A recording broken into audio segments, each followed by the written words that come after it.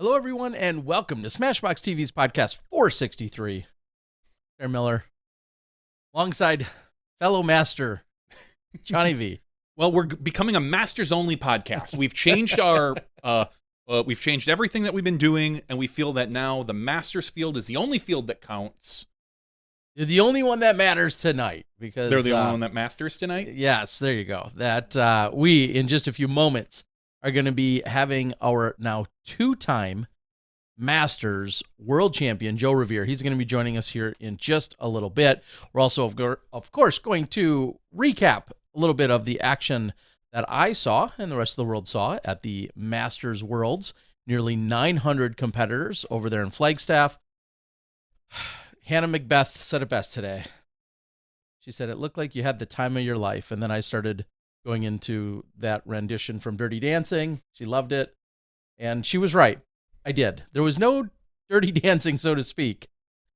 Although Dave Feldberg's caddy, Dan Long, really wanted me to run after him, and he wanted to hoist me up like Jennifer Grey. But please record that. It would be a sight. I promise you guys that. I don't know who would get hurt more. Well, again, talk about that. The Masters that took place, both Am and Pro, and then we had the PCS Open taking place over in Norway, in Vestnes, Norway, and Årås is where it all went down. So super excited that I can talk about that a little bit as to what we saw for the results and the fact that I've had the pleasure of being there. And it's, am I like an explorer? Sometimes I get to go out and see some of these places then before our biggest event. You're discovering these places? I'm not discovering them. I can't stake that claim, but I am so honored to go to places like Vestnes, to Norway, which Avery Jenkins was at and had really put on the map in terms of helping those guys out. But the fact that I was there in like 2018 or 2019. Would you say you're the Christopher Columbus of... without the awful connotations? Yeah, the awful racial overtones to it. Yeah. Oh no, Terry, that's why I threw the Christopher Columbus. I could have gone with Leif Erikson. I could have, there's other. I went right to Christopher Columbus, my friend. Yeah. So it is awesome though that we are seeing the first ever Elite Series event take place over there in Europe. The first Elite Series that's taken place in Europe. And it sounds like it probably won't be the last. I imagine we're going to get some more next year. We've already hearing some pros kind of whisper that maybe they're going to pull a Macbeth and spend a little bit more time over in Europe next year.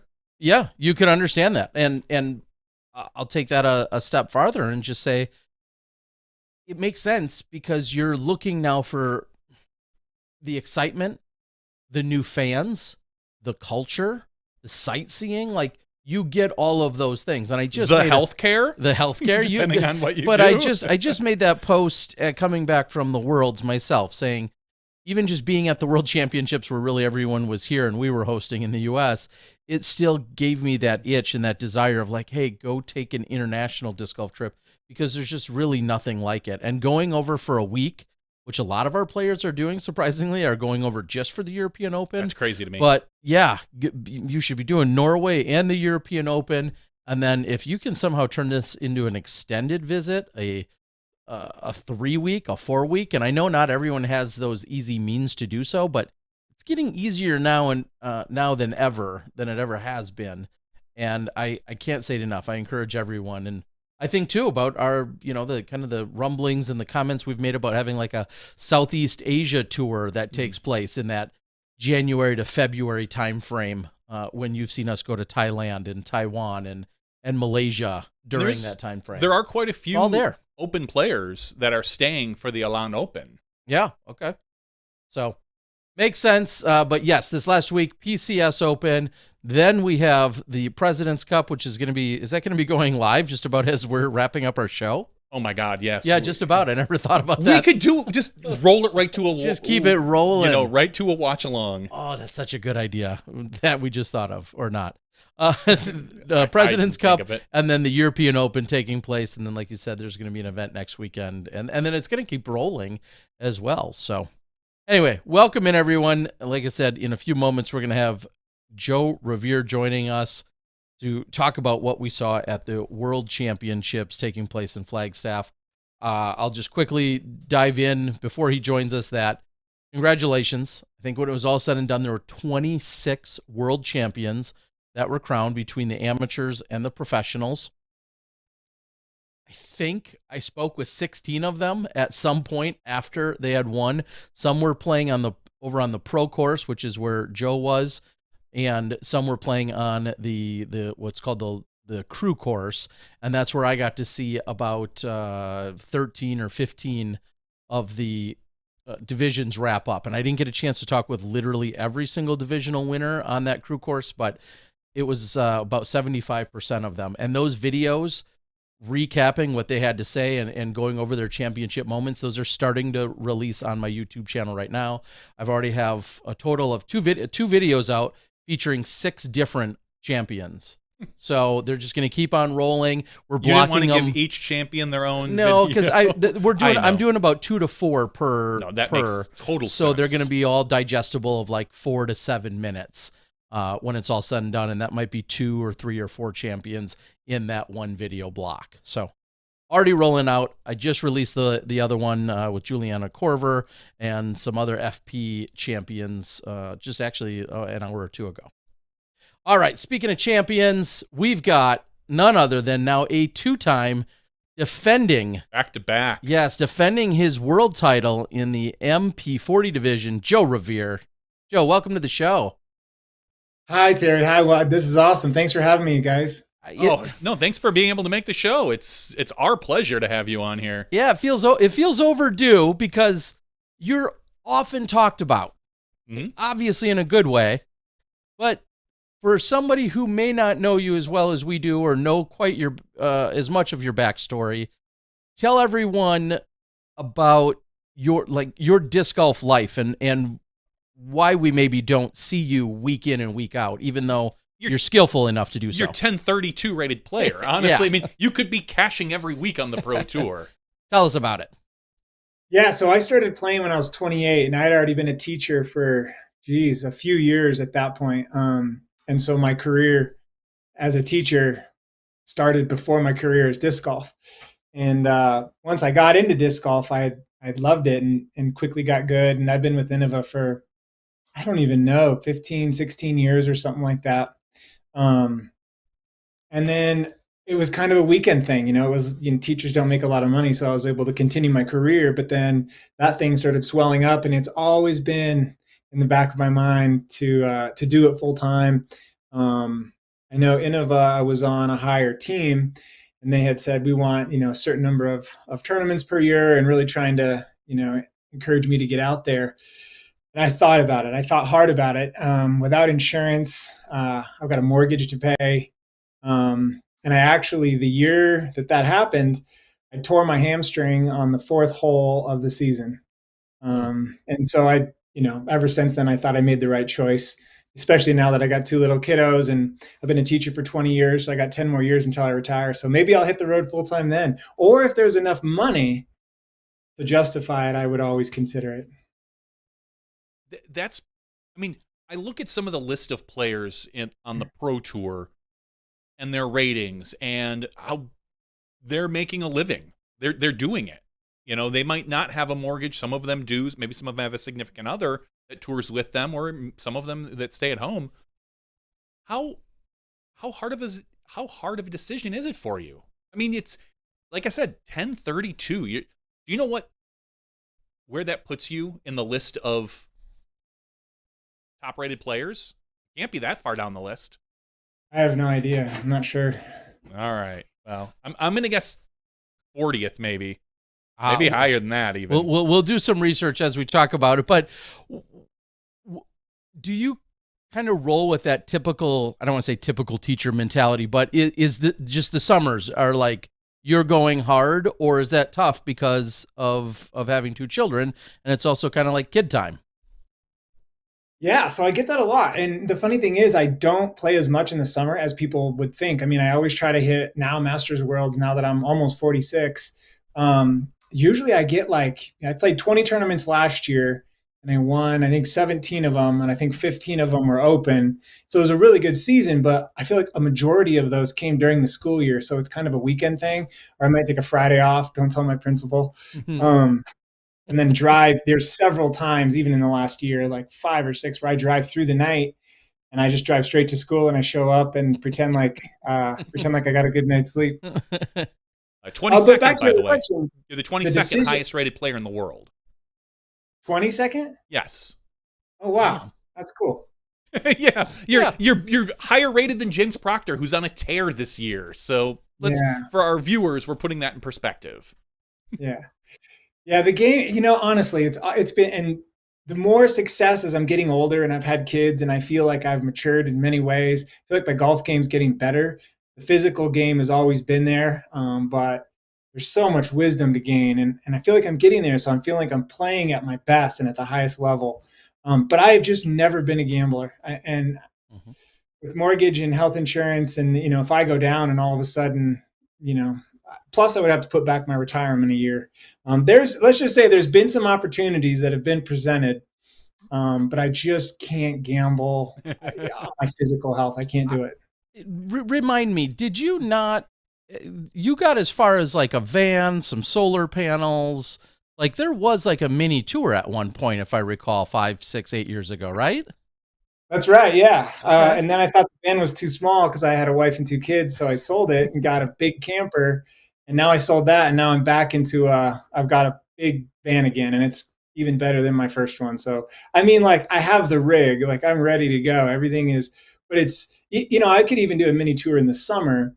But again, my priorities have changed. Like I love disc golf so much, but I love my kids more than anything in the world. So being here and being with, that's irreplaceable time that I just, no amount of money could take away. If you don't mind asking, how old are the kids? 7 and 9. And are they out on the course with you at all? Are you? Yeah, my son's, man, he hit a big putt today. We were out playing Johnny Roberts here in Denver, and he's starting to feel it. And especially now that this whole world champion thing is he's like, wow, he's kind of sinking in a little bit what it is. And he's like, let's go play some more disc golf. So it's funny. My son is like me. He's got, I think there might be a gene for competitiveness. I think Paul Macbeth has it. I think Eagle has it. I have it.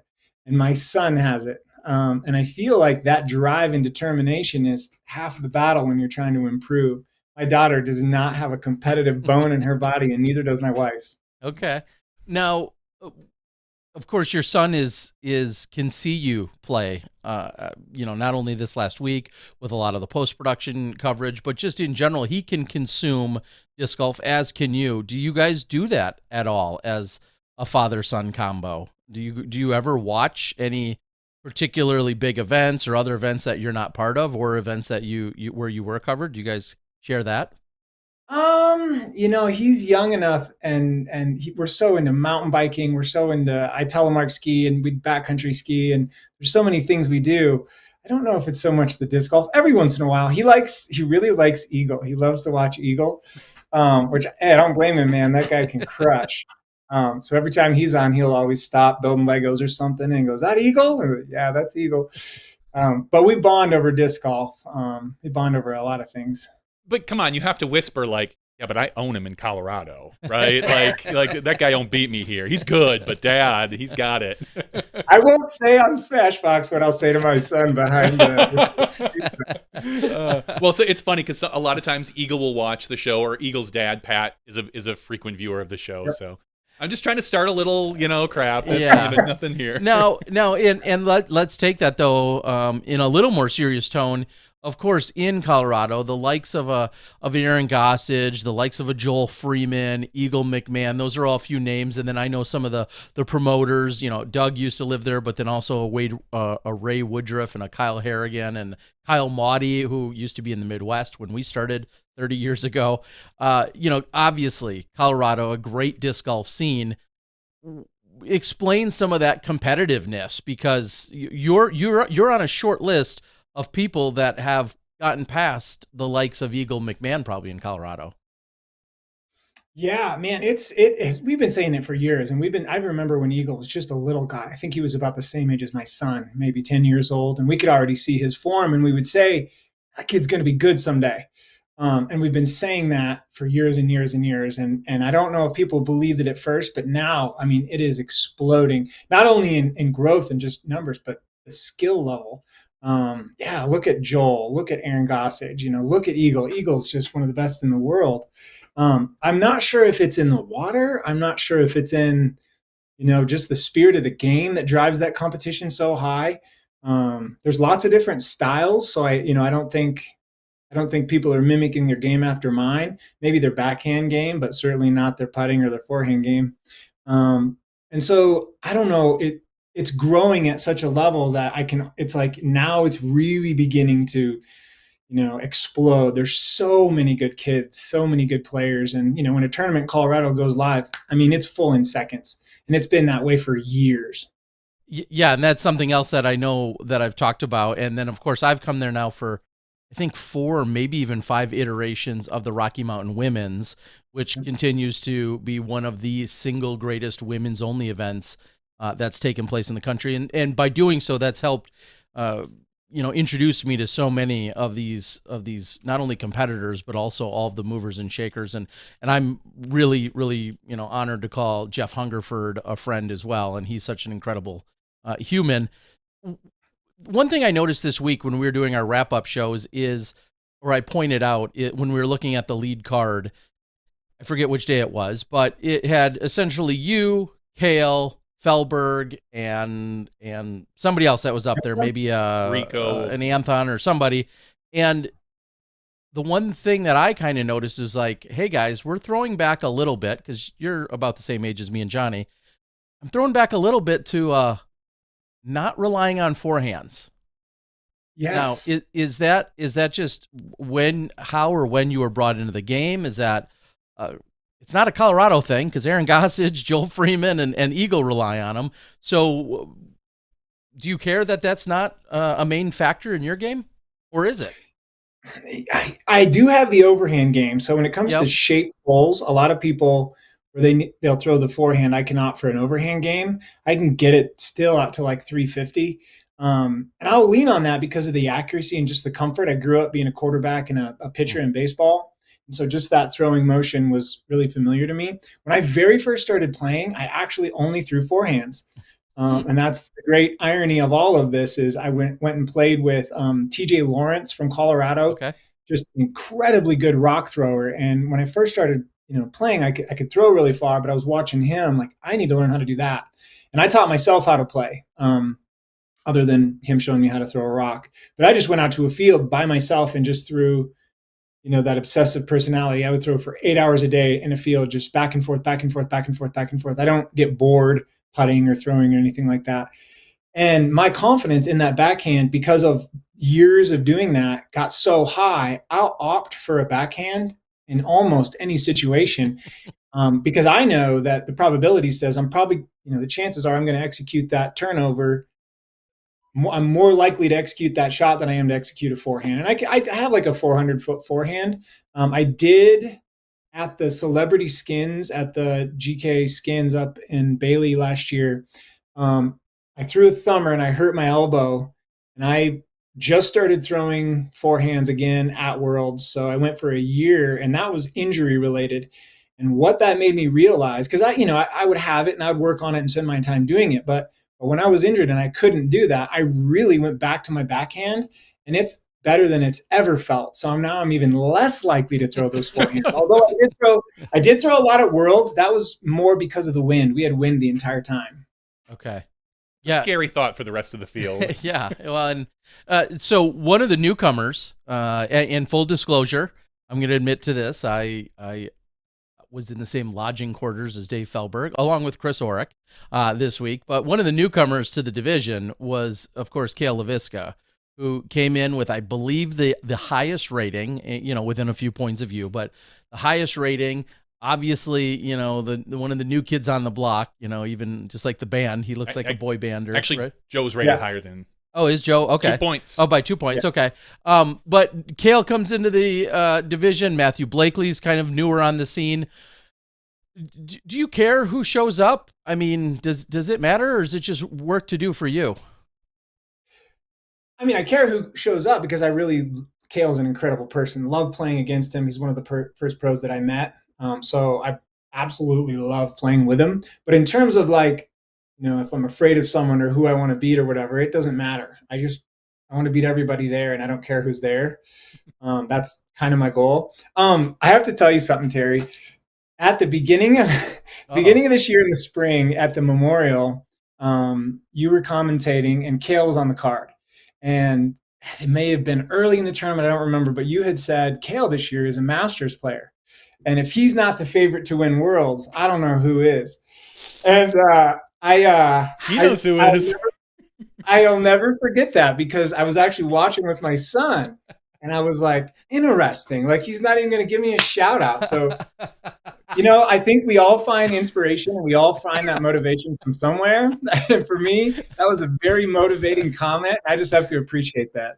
I clearly flubbed on that. And I'm glad you took that as just that, a little motivation. And it was, especially in looking back, and I'm not just saying this, that clearly was a little bit disrespectful. I have just thought about Kale as being so good, and then you have that like fresh energy when you get to MP40 where everyone's like, well, when they get there, they're just going to run over the field. And knowing how competitive he's been in Open, which you clearly are as well, but knowing that, yeah, that's just an absolute oversight and a silly statement on my part. So yeah, but I mean, with that said, I have to agree. I just took it as I better work hard to even have a chance this year. And I honestly went in knowing Kale. I mean, I played with him for a long, long time, many years. And I knew it was going to be a battle. If I was going to do well, I knew I would have to beat Kale. I knew he was going to be there. And for all those, younger guys, those 37, 38-year-olds that are going to hit 40, you're going to go through the same process that I went through. And probably most people that, hey, man, I'm young, I can beat these guys, are getting old, but it's still competitive. There's a lot of good players. And honestly, when your first year in Masters, I feel like there's more pressure. I feel like it's harder to win because everybody else has the same feeling of like, we're not going to let this guy come in and think that it's going to be easy.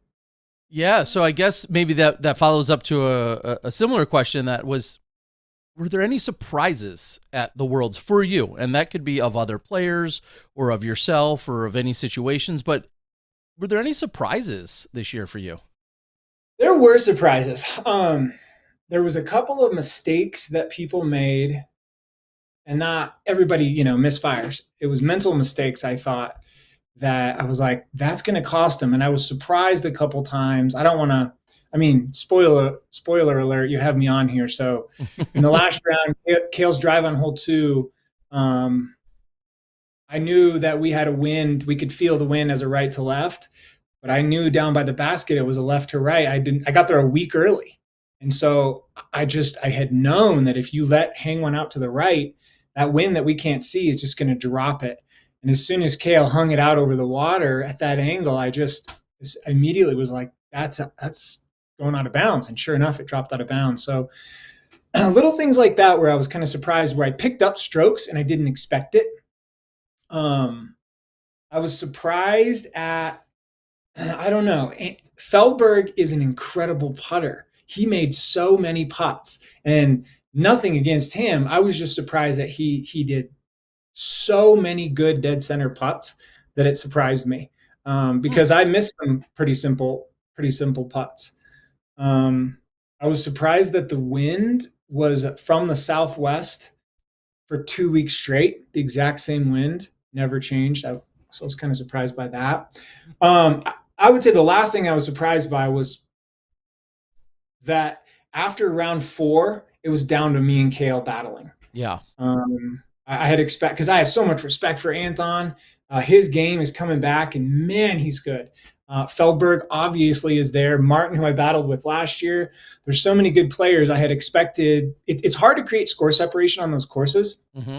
It's like someone's 9, then there's like 8 people at 8, and then there's like 15 people at 7. It's really hard kind of break away from everyone. So once the round was over after round 4, I'd looked at the scores and I was surprised to see that we had like 6 strokes on, in third place. But the last thing I'll say about being surprised is I was surprised I wasn't nervous. I mean, everybody's nervous, but it was the World Championships and I felt nothing like I did last year. I felt so confident and clear and focused and ready, as opposed to last year. It was like, I really want to win this. There was so much pressure. And I was really surprised when I first started that first round, thinking to myself, where is it? Where's the anxiety? Where's the rushing thoughts, or where's the second guessing? Where's the apprehensions on the course? We hear it all the time with the MPO field when you see one of the younger players show up and they end up folding and they end up losing. Everybody always says you have to be in the position. You have to learn how to win. Yes. That's clearly what you did last year. You learned how to win. And yes, you backed it up, clearly. Nothing can beat the wisdom and experience. People always say, well, respect your elders. And I don't think that, in some ways that's true, because they've gone through these experiences. And I always used to learn by playing with other people. In fact, Paul Ulibarri and Kale used to come to Colorado and play, and they were the best. And I just observed and watched them and learned as I watched them learn and gain even more knowledge. Anything you do to gain those experiences, watching YouTube, watching your guys' podcasts, and just experiencing as many tournaments as you can, because it pays off for sure. Someone brings it up on the board. Do you feel like being from Colorado gave you a little bit of an advantage as far as experience up at the higher elevations of Flagstaff? It had to have. I mean, I know that when I go down in elevation, humidity, obviously the air pressure and how the discs fly, but also the humidity in the hands being sticky all the time and having to deal with that. I feel like them coming up here and not having that feeling and having to create that feeling through dirt, or, obviously the air is a whole nother thing. I came from 5,000 feet. So I went up 2,000 feet, and we had people that came up 7,000 feet. Mm-hmm. So, but also the terrain. Terry, you were out there. There's all kinds of these little granite moon rocks, and then there will be some metamorphic piles, and I'm tripping and I'm so used to that in Colorado. I think a lot of people are used to playing in green grass parks, and it's a whole different game. And you have to playing either, your disc probably isn't going to skip because it's going to hit a rock, as opposed to in grass, it's, always going to skip. So I do think I had several advantages. That's one of the experiences I remember from Flagstaff, is almost having to replace every disc in your bag at the end of the week, because they were so torn up, other than I think the Snow Bowl, which was a little bit more grassy, but every one of the other courses was some sort of rock. And you just or glass. Yeah, I remember that. Yeah, there was one course that was just covered in broken glass, but your discs they never flew the same after that.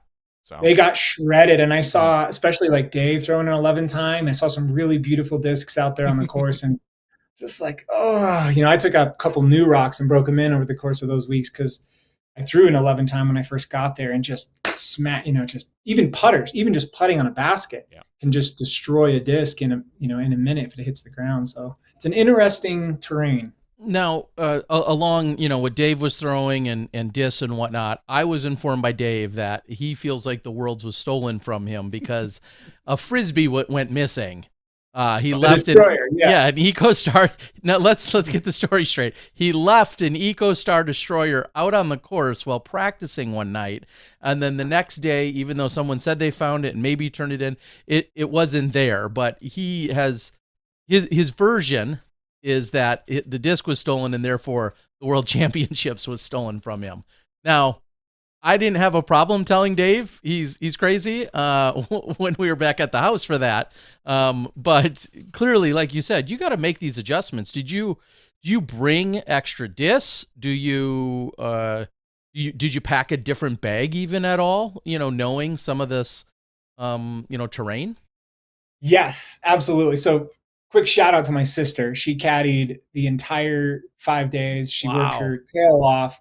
And I'm giving her a shout out because I carried backups. So I had, my main destroyer that I threw a lot. I put a backup in there that had the exact same stability, because if I destroy this on a rock during the round, I need a backup. And I did that for, I think I had like sets, like 3 wraiths, 3 bosses, 3 Yeah. destroyers, several, but additional ones that were the exact same disc because I was so afraid of. And it happened where I'll pick it up and it's just wonk, got a chunk hanging off of it. Put it in, grab out the other one, and it's continue as usual. So, but that destroyer, man, I was even offering him. I was even offering him some. I was like, hey man, I got some in my van. If like, he's like, no, but I get it. It's like the perfect one. But yeah. So I guess he threw it on hole 17 at Thorpe practicing. Heiser left it in the trees. Someone got it out of the trees, left it on the tee pad, and then he went at 6 o'clock in the morning and it was no longer on the tee pad. So when we were starting our round, he was about to go start talking to all the homeless people and start digging through their stuff because he thinks one of them took it. Yeah, because their top priority is an EcoStar destroyer. Dave they don't care about your frisbee. Like, he's going to start digging. Oh my gosh, yeah, it was all part of the Dave and his caddy Dan, the Dan experience. Chronicles, the caddy chronicles that I got every night, and walking around and whatnot. It was crazy. When you're talking about these discs, a lot of players did mention lightweight or flippy, or just overall beat up. What was your, kind of your main angle at going at it? Was it the same disc but lighter? Was it the same disc just super beat up, or was it just a swap of discs entirely to a different model? What was your game plan? So I don't tend to mess with lighter too much, although I did have a few Blizzard bosses that I toyed around with while I was there, just messing around. I never threw them in competition. I go max weight everything.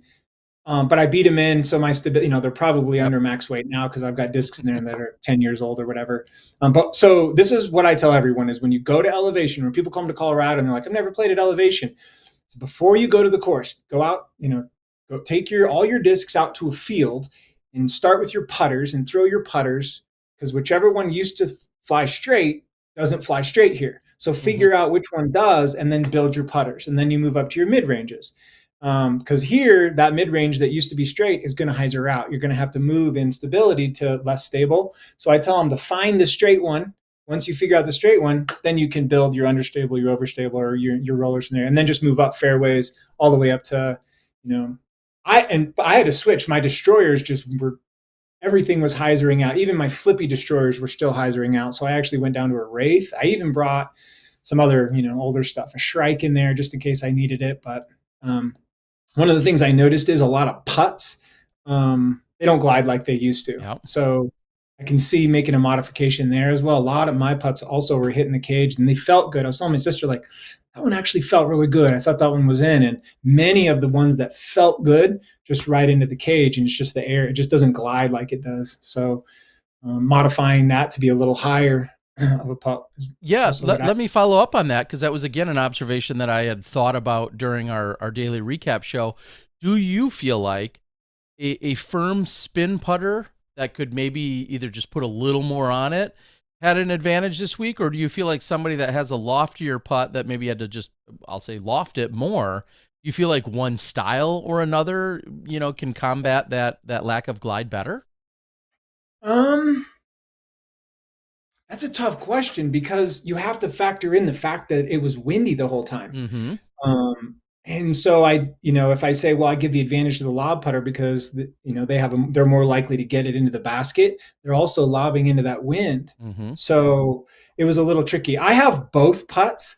I think everybody thinks I'm a lob putter, and I do lob nose down putt. That's my normal putt, but I worked hard on a spin putt, and anything from like 50, I can do it from close as well. But my point is I relied on that a lot when I was just trying to get my disc near the basket, or I can also run that. So for me, I used both, but I would have to give this time the advantage to the lob putter just because of the fact that terrain is so ugly and there's hills that the spin putters being off and catching the cage tended to roll a long ways. Whereas the lob putters, a missed putt, mine would hit the cage and they're under the basket, and I could I could just tap them in. So I thought about it. I think, I didn't bogey much and I didn't three putt I missed some putts for sure, but I didn't three putt the entire tournament. And I also made more jump putts, outside circle putts in the first round than I did all of last year's Worlds. Okay, so is that a testament to being good this year, or not needing to work as hard last year? I mean, what does that say? Because we could interpret that like 10 different ways. I'm not sure. I'll just kind of leave it at that. I missed a lot of jump putts last year. In fact, Okay. I only made one. And this year, as soon as the tournament started off, I made 2 in the first round. I was like, okay, don't think about that anymore. Wow. Okay. And I remember after you guys had each played Little America, again doing some of the comparisons, I think you did you shoot 19 under in the 2 rounds, or did you shoot the first 2 rounds? I just remember you and Kale, we either tied or 1 stroke apart. Yeah, okay, you shot a 9 under during the first round, and then in the 3rd round you came back and I think you shot a 10 under. Kale went 10-10 and you went 10-9. So that's that scoring separation, at least at Little America, that definitely wasn't really there in terms of all the top scorers were pretty much right at that 9, 10, maybe 11 range, right? Yep. And then I was surprised that the move was made by me and Kale at Thorpe. I just had this feeling that I was going to make the move at Little America. Mm-hmm. And it was that 4th round after Thorpe that blew me away, because I thought it was harder to score there.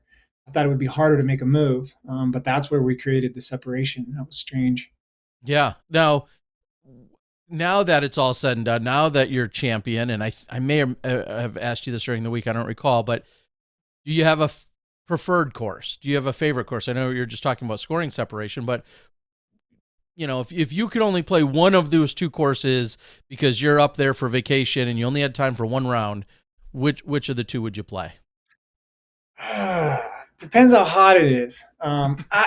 It depends on who I'm playing with and if I'm playing for money. If I'm playing for money, I would play Little America because it gives me the advantage because of the distance. Uh-huh. But if I'm playing for fun, I would probably go to Thorpe. I really enjoy those lines. Kale and I were always making this joke about, we call it the true line, because him and I were taking the true lines. You have a lot of gaps there and you have a lot of options, but there's generally one way that's pretty obviously the way it was designed, but it's a hard shot. And a lot of people were getting crafty and trying to figure out how to bypass it. And so we just kept throwing. We're like, take the true line. And we were both doing these weird flip up through the gaps and everything. But I really enjoy the true line. I really enjoy just seeing a hole and seeing how it's meant to be played and playing it that way. Whereas at Little America, I mean, I like to smash as well, but that's more Colorado style par 4 golf. And when it was all said and done, speaking of smashing, if I recall, I was hanging out on Sunday, which was the day of the field events, and a gentleman came up to me. I believe he's from the UK. I forget his name, and he was playing MA50. And he told me, he goes, yeah, I did the distance competition. There's only a little time left. I think I've got a good chance. I threw 518, or was it 518 or 532, whatever it was. He goes, yeah, and I threw the same as Joe Rovere in MP40. I'm like, dude, if you think somebody else in MA50 should be throwing past you and Joe Rovere, like, I'm gonna have a talk with that person. So was it 518 or 532 that you had thrown? It was 518. So an AM 50 through 518 as well. An AM 50. I don't have him in front of me. Wow. I should look him up now. But an MA 50 guy, I believe, out of the UK. Through 518, that's and he's like, that's as far as Joe Rovere, and he was worried about getting beat. I'm like, you better not get beat. Like, throwing 518 out there, and especially if Joe is throwing that in MP40. So, and it was a tricky win, and again, it was for us. It was that right to left. That wind coming from the southwest, and so we all had pretty much the same wind, and it was not a good distance wind. That's what I had heard. That's what I had heard. And as always, it always feels like, unless you have literally 1,000 feet in every direction, it's almost impossible to really set up for a perfect, win, field throwing event out there at a World Championships. It's just, there's usually a limitation or two. So For sure. And there's something to be said for who can throw the farthest in any wind anyway. So correct. Yeah. I mean, let's be real. Like you just said, if you may not have had a great wind, well, plenty of other people didn't either. So you found a way to manage through it. And then how you have 2 world titles here. How much do the world titles mean? I don't want to sound too obvious, but world titles compared to all the other wins. You have 148 career wins, 2 of those being world titles. What does that mean to you? And are you out for any specific titles? Oh man. Again, I feel like it goes back to that motivation. I don't know where it comes from. Where does that come from? Because my goal had always been, I want to win a world championship. I want to win a world championship. And I was so determined and driven, and hours and hours and hours. And that was in the back of my mind of like, that's my ultimate goal. When I achieved that goal, I thought, well, that's it. I did it. I can slow down now. And it didn't happen. The drive just got stronger, and the fire, I was like, I can do this again. And so, it happened again. So I would love to win an MPO, Pro Tour event or an Elite Series. Used to be an N-tier event.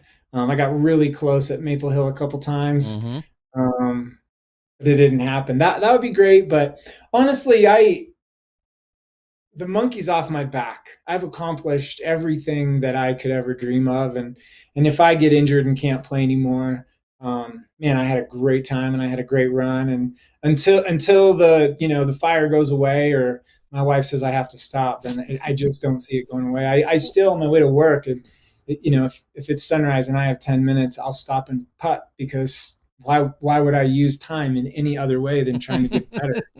I can't imagine your wife is too upset when you come home with a $6,300 check. Yeah, that really helped, honestly. I mean, you're just like, honey, I'm home with this trophy. Yeah, where's the check? There are so many events where you come home with a $200 or $300 or $400 check, and it's like, all right, I broke even. Woohoo! This was a great weekend. This is one of those events where it's like, no, I made some money here. Like this is a profit. This goes back to that whole thing about, could disc golf be sustainable in my life? And man, that's a lot of money for me. And as a teacher, teachers know how much money they make, and it's not a whole lot. So when you have something like a paycheck like that, I mean, it's like winning the lottery. The lottery just pays my taxes from last year this time. What do you teach? I teach robotics. Oh, awesome. Yeah. And I taught science for like 10 years, and I switched over about 10 years ago to robotics. And so I have legit competitive robotics teams. I took 6 teams to the World Championships for robotics last year. In Orlando? Is that where it was, right? Texas. Texas. We have a local team here at the high school right up the road that my son is about to join I think they're called Fear here in Wisconsin, from Nicolay High School. And they went to the World Championships as well. So I awesome. briefly followed a little bit. I'll be more into it come next year when he's into it, as he's going into high school next year. So it's there's so many parallels. The funny thing is, last year the robotics game, because it's a new game every year. We use metal and motors, and it's real robotics. But the game changes. Last year's game was disc golf, and so they had these little foam discs that they had to shoot into these disc golf baskets. The rule book is really complicated, but that's essentially it. So my kids built flywheels and catapults, and it was so cool to see them do it. But there's so many parallels to be drawn when I'm talking to my kids as a coach, and I start talking about who I think is going to be good. Mr. Rovere, who do you think is going to be the best team? And I just say, who's working? Let's look around here. Who's working the hardest? Who shows up every day and works the hardest? Who's putting in more work than everyone else? And that's who's going to, and every year it's the same thing. I used to coach basketball as well. And when my kids go, hey, Mr. Rovere, do you think it's okay if I come in and shoot? In my mind, I'm like, you are driving yourself to be better. Like, you are winning. Absolutely, you can do that. So there's many parallels to be drawn between anything that people do to practice and determination to get better and what we do with disc golf. I feel like if you're not going to be a teacher or a disc golfer, you could be a motivational speaker. I'm ready to go out in my backyard. Let's go play, Johnny. Practice putting right now. It's like, what am I doing here talking to you? Yeah, like I'm wasting my time. Come on. Come on, let's go. We know where our skill sets are. They could be They're better. right here. No, they could be, but they won't be. I did commit. I put on Twitter somewhere that after being at the Worlds and seeing, again, a bunch of fellow Masters players and me used to being, playing 30, 35, 40 events a year way back in the day. Of course, I have an itch and an urge to go out and play, and I'm going to commit to getting a few rounds in this week. So thanks to Tom McManus. I want to throw this out there, who I had a great time with as well this week. It's Adam Keane out of the UK, originally from Malaysia. Tom said, I played with him in a practice round, and yes, he can bomb. So he's the gentleman that had matched your score. And again, MA50 is where he was. So super That is impressive. so awesome. Shout out to that guy. Nice rip, dude. Yeah, exactly. So Awesome. very cool. Now, one thing Felberg had said is he's collected a few Masters Worlds himself. He said, I'm excited. I want to try and win a Worlds in each of the divisional categories that he's eligible in. Is the MP50 then would be MP55, MP60, so on and so forth. Funny enough, Sayananda, after she took down a silver event a few months ago, said, in her longtime legacy, that's a thought she's had about winning, Worlds at all these different levels and age brackets. Yeah. Is that a specific goal you've ever thought of, or not so much?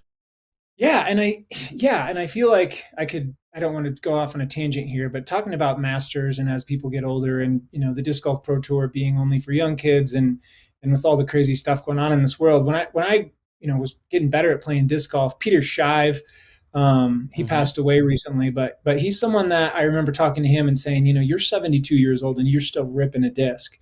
Like, it's not just that he's still winning tournaments, but this guy's healthy and he's 30 years older than me, and he was still crushing discs. So, I think winning those world titles is a lot, but this is an activity that we can do for a long time. And I think having Masters Worlds and even Masters divisions at tournaments is so important, because I really loved this sport from the beginning because I knew it wasn't going to take a really bad physical toll and I could do it for a long time. And now, when they originally started separating Worlds and Masters Worlds, and I just kind of like, man, this is a big deal to a lot of people. And I hope, and I know that people aren't, getting 1 million views on YouTube because of us old guys playing at Thorpe. I don't know if it's about that, but I feel like we've put a lot of time into this game and growing this game. And it's something I want to do forever. And absolutely, I want to continue to win world titles. Now that I've won 2, and now that I know what it takes, and I know I have what it takes, if I got 30 more years, I want to win 30 more world titles. Are you going to give yourself the chance for an MPO world title? Are you going to play Pro Worlds or even maybe any of the more Elite Series events? Or have you kind of set yourself, I know locally you still play MPO, but nationally, do you feel, I know you can compete, but do you feel like you want to try, or is MP40 a more appealing division?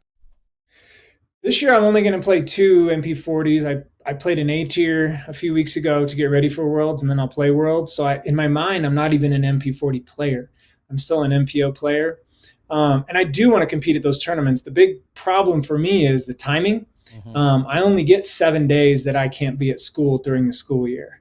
And so there's several A tiers where I have to take a Friday off. And my son got sick last year, and my days are gone. So I can't, like USDGC, I qualified this year. I can't go because, one, I would show up and have to compete for a week. That's 1 week of school, but I would need to practice. So I feel like I need to get there.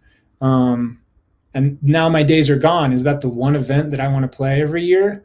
And I would love to, especially USDGC, because I think I can compete there. That really suits my game. So I would love to. It just is hard to work it in the schedule. My goal is to try to hit some of these Disc Golf Pro Tour events, but it's harder and harder to get in since I'm not on the tour. My plan, though, because of the way my game has been getting better, and as long as it continues to feel better and better, the next year I'd like to see myself do a little mini tour. I would love to go compete in some of these bigger events, but not just one, because then there's so much pressure on that one. I want to do like 5 or 6 in a row, because then I can really get an idea of, I might have just a good tournament and do really well, or I might have a bad tournament and do really bad, but I don't want that to be a good, idea of exactly what I think I can do. What, and I think about a Worlds this year now. For many years, almost, well, our entire playing career, Worlds took place in either July or August. Yeah. Almost usually a pro was almost always August, almost. August. Yep. And then it's always right when school starts. Yeah, and then yeah, usually like the first or second week, or maybe even the third week of August.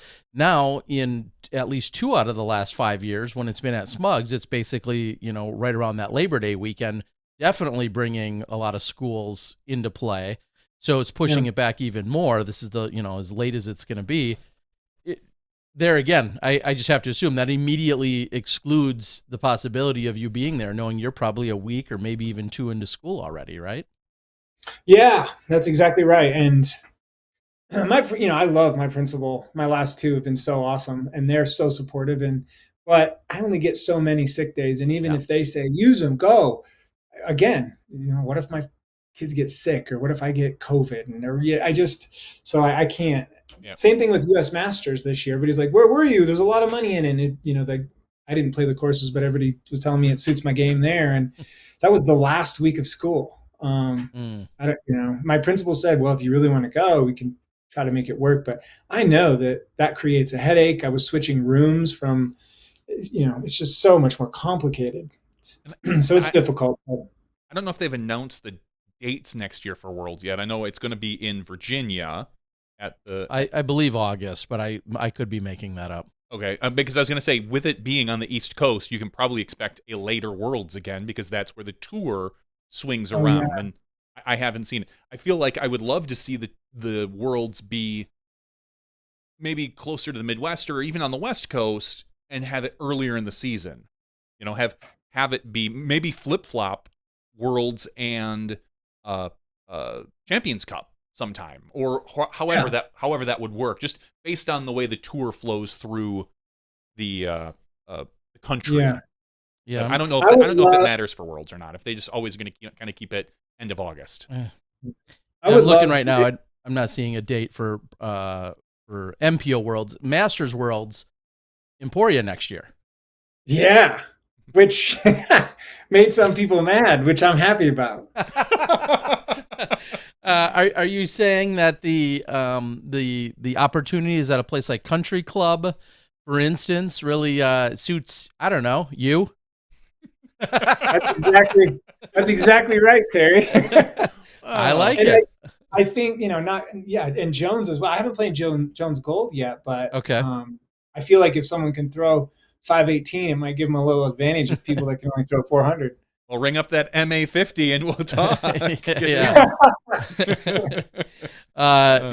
So that's what we'll see. I don't have the dates in front of me. I was just kind of quickly trying to Google it. I just see that they were worded and some other stuff. So I'm sure those dates are set, but so those are a couple of other big ones. And then I just think about like what's in the summer versus what isn't for you. And in terms of some of those big events, I want to backtrack just for a moment.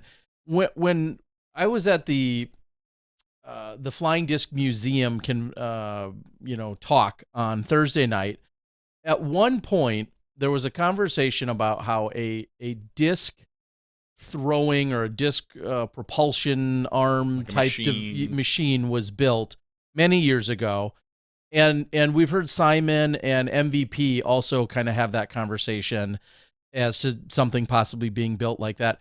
Obviously, with your history and your background, why don't we have a perfected one by now, and how much have you thought about it?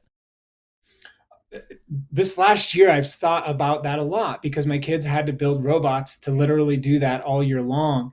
And from a physics standpoint, the hard part is getting to mimic a human is so much more complicated than we realize. We can get these discs to fly at the same speed through a catapult, or a flywheel, just something that spins, and when the disc feeds into it, like a pitching machine, machine kind of, except that's a double flywheel. So imagine just a single flywheel, and that'll get it spinning, but it just doesn't mimic the way humans throw discs.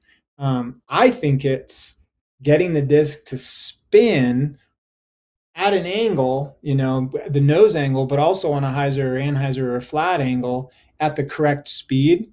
I think it is so much more complicated than I think people realize. And I feel like it would take a disc golfer or someone that is into robotics and disc golf to even want to do that, because what's the motivation? A lot of people are motivated by money. And so they want to build something, put a lot, they're going to put years into something. Maybe it's going to make them some money. Although I think I would love to see a machine like that built that could throw consistently. And then let's get the numbers that are on the discs to be a little bit more accurate based on how it behaves, because even different runs of the same disc can be totally different discs. Well, to be my next obvious then question was going to go to, how much do you internally or maybe vocally laugh and or roll your eyes at disc numbers, flight numbers, because that's all marketing, right? It's all marketing. Mostly. And honestly, only a couple of years ago I couldn't even tell you what those numbers meant. I don't pay attention to them. I just throw the discs and then I can tell you kind of how they fly. So I'm not gonna, it's all marketing, and these companies have to make money, and I actually appreciate it. And I think it is important to know, at least it gives you a basis to talk about when someone goes to buy a disc. He's like, yeah, maybe don't pick up that 13 speed, even though that number doesn't mean that much to us. You're not going to be able to throw that disc. And you say, because you can't throw it hard enough, you have to get the disc to get to that speed in order for it to behave like it's supposed to. Yeah. The big thing that we need to talk about in terms of engineering and design thinking is the baskets. We need baskets that can catch. Okay. Floor is yours. Let's hear it. What is currently right and what is currently wrong? That's a tough question. I can tell you what's wrong is look at these baskets that are spitting out good putts. That's wrong. But spitting and good could be two subjective terms here, right? Sure, but here's what I'll say. I've never seen a basket not catch. Well, I can't say never. Rarely seen a basket not catch a disc. I've seen chains not catch discs. The basket itself, though, that rarely they come out once they're in. And what are we aiming for? Are we aiming for the chains, or are we aiming for the basket? Good question. So maybe we start with, and so I actually had a disc golfer in my class, in my engineering class this year, and he tried to tackle this, and we started really thinking about this. Maybe it's not the chains. Maybe we need to rethink this whole thing. I think we should start with the goal. The goal is this thing should catch good putts. If I'm a 3-point shooter and I shoot a good 3-point shot, I don't want there to be a chance, because of the netting is a little different than the one that it was last weekend, that it might pop out. To me, that takes away fairness. The competitive spirit kind of goes away. So whatever the solution is, it needs to catch good putts. Maybe we need to think about rubber or some sort of mesh or some sort of mechanism that once it's in, it closes, or I don't really care. That's hard, though, because that goes back to the sound of the chains. I mean, I played disc golf for so long, and the sound of the chains is ingrained in my brain as part of the game. But I wonder if we need to start rethinking that a little bit. There's some putts that I've seen recently, especially in the last couple of years, that you could argue it was too slow, that it was too fast, it was too nose up, it was too flat, it was too angled. Come on here. But there's a point where we can go, that was a good putt. That should have stayed. And we need to make a catchy mechanism that catches that, whatever that is. If you could somehow simplify it, I have my answer, but if you could simplify it down to one particular, I don't want to say style. When I think of a missed putt, I think of the first thing that for me that comes to mind is speed. Right. There's like you just said, there's nose angle. There's maybe, the whatever other plane there is in terms of hyzer and hyzer or flat. And then there's speed. I think those are maybe the three main variables, right? In terms of the disc, how it's coming in. Mm-hmm. What do you feel like, which of those components, if any, frustrates you more than another? Because, I'll leave the question to you there. No, that was a really good question. I know I'm a nose down putter by nature. It's something that I wish I could get rid of, but I can't. It's when I putt comfortably and it felt like it's going to go perfectly in the basket, it has the nose down. And I get a lot of spit outs, and that's my own fault. And I understand that. I know Ricky, I see him get some spits as well. That's because it's a nose down putt. But with that said, I think people should putt however they need to putt to be comfortable. I'm of the belief that I shouldn't have to adjust my putt because the basket changes. I want to putt how I feel comfortable. And if the way I putt is what is putting it in the center, then I think that's what's right. I guess what I'm trying to kind of say is we don't want a basket that's going to catch everything in terms of a bad putt. But what is a bad putt? I think what you were saying, if it's going way too fast, if someone hammers it in there, there's going to be some ricochet off the pole. I wouldn't mind if that spits out. In fact, there's times where I've been like, well, this is probably going to spit because I have to throw it really hard or something. But whatever that good putt is should stick in the basket. I think slow, flat putt with no angle at all, is that the best putt? I don't know. I think that's why I say it's such a funny question. Maybe it's even something I should take on is line up, I don't know, 5 or 10 videos of specific putts and then say which one of these do you define as good? Because what I think is a good putt, you may totally disagree with in the first place, regardless of it staying in or not.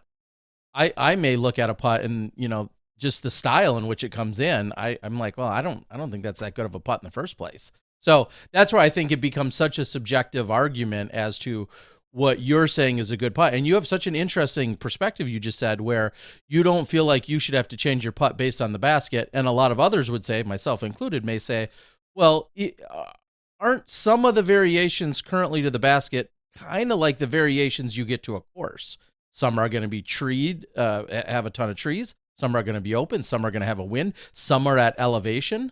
Some have baskets trees around the baskets. Like, there's a million variables with every course. And the basket in which you're putting at, some would say is, well, that's one of the components of that course, and you should play accordingly. Sure. I can see that perspective. I can see that perspective, and I respect it. But sure. if a golfer taps in a golf ball into a hole, he doesn't want to say there's a 50% chance that that's going to shoot back out. Mm-hmm. I agree. It's in. And so that's what I mean, is that a make should be a make, not, And I'm kind of feeling along the lines of like the chains are almost our pin and the basket is the hole. So like if a golfer hits the pin, that doesn't necessarily mean it should drop straight into the basket. But yes, but I understand. I mean, when I look at putts, I look at every player's putts. To me, and maybe it's recency bias, Ohn Scoggins, to me, has the perfect putt. It's not fast. It's a little wobbly. It's kind of coming in, and I rarely have seen her putt spit out. Just the way her putts flutter a little bit. They're not super spinny. They're not like a loft putt, but they just wobble, they hit chains, and they fall in. Almost everyone. They're the FPO version of Yeti's putts, right? And look at what his results are. Mm-hmm. Like to me, that feels like a perfect putt. And so if I were to, I'd have to go back because I honestly can't think of a single Ohn Scoggins spit putt. So if anyone on the board can point us to one where I look at it and go, oh, geez.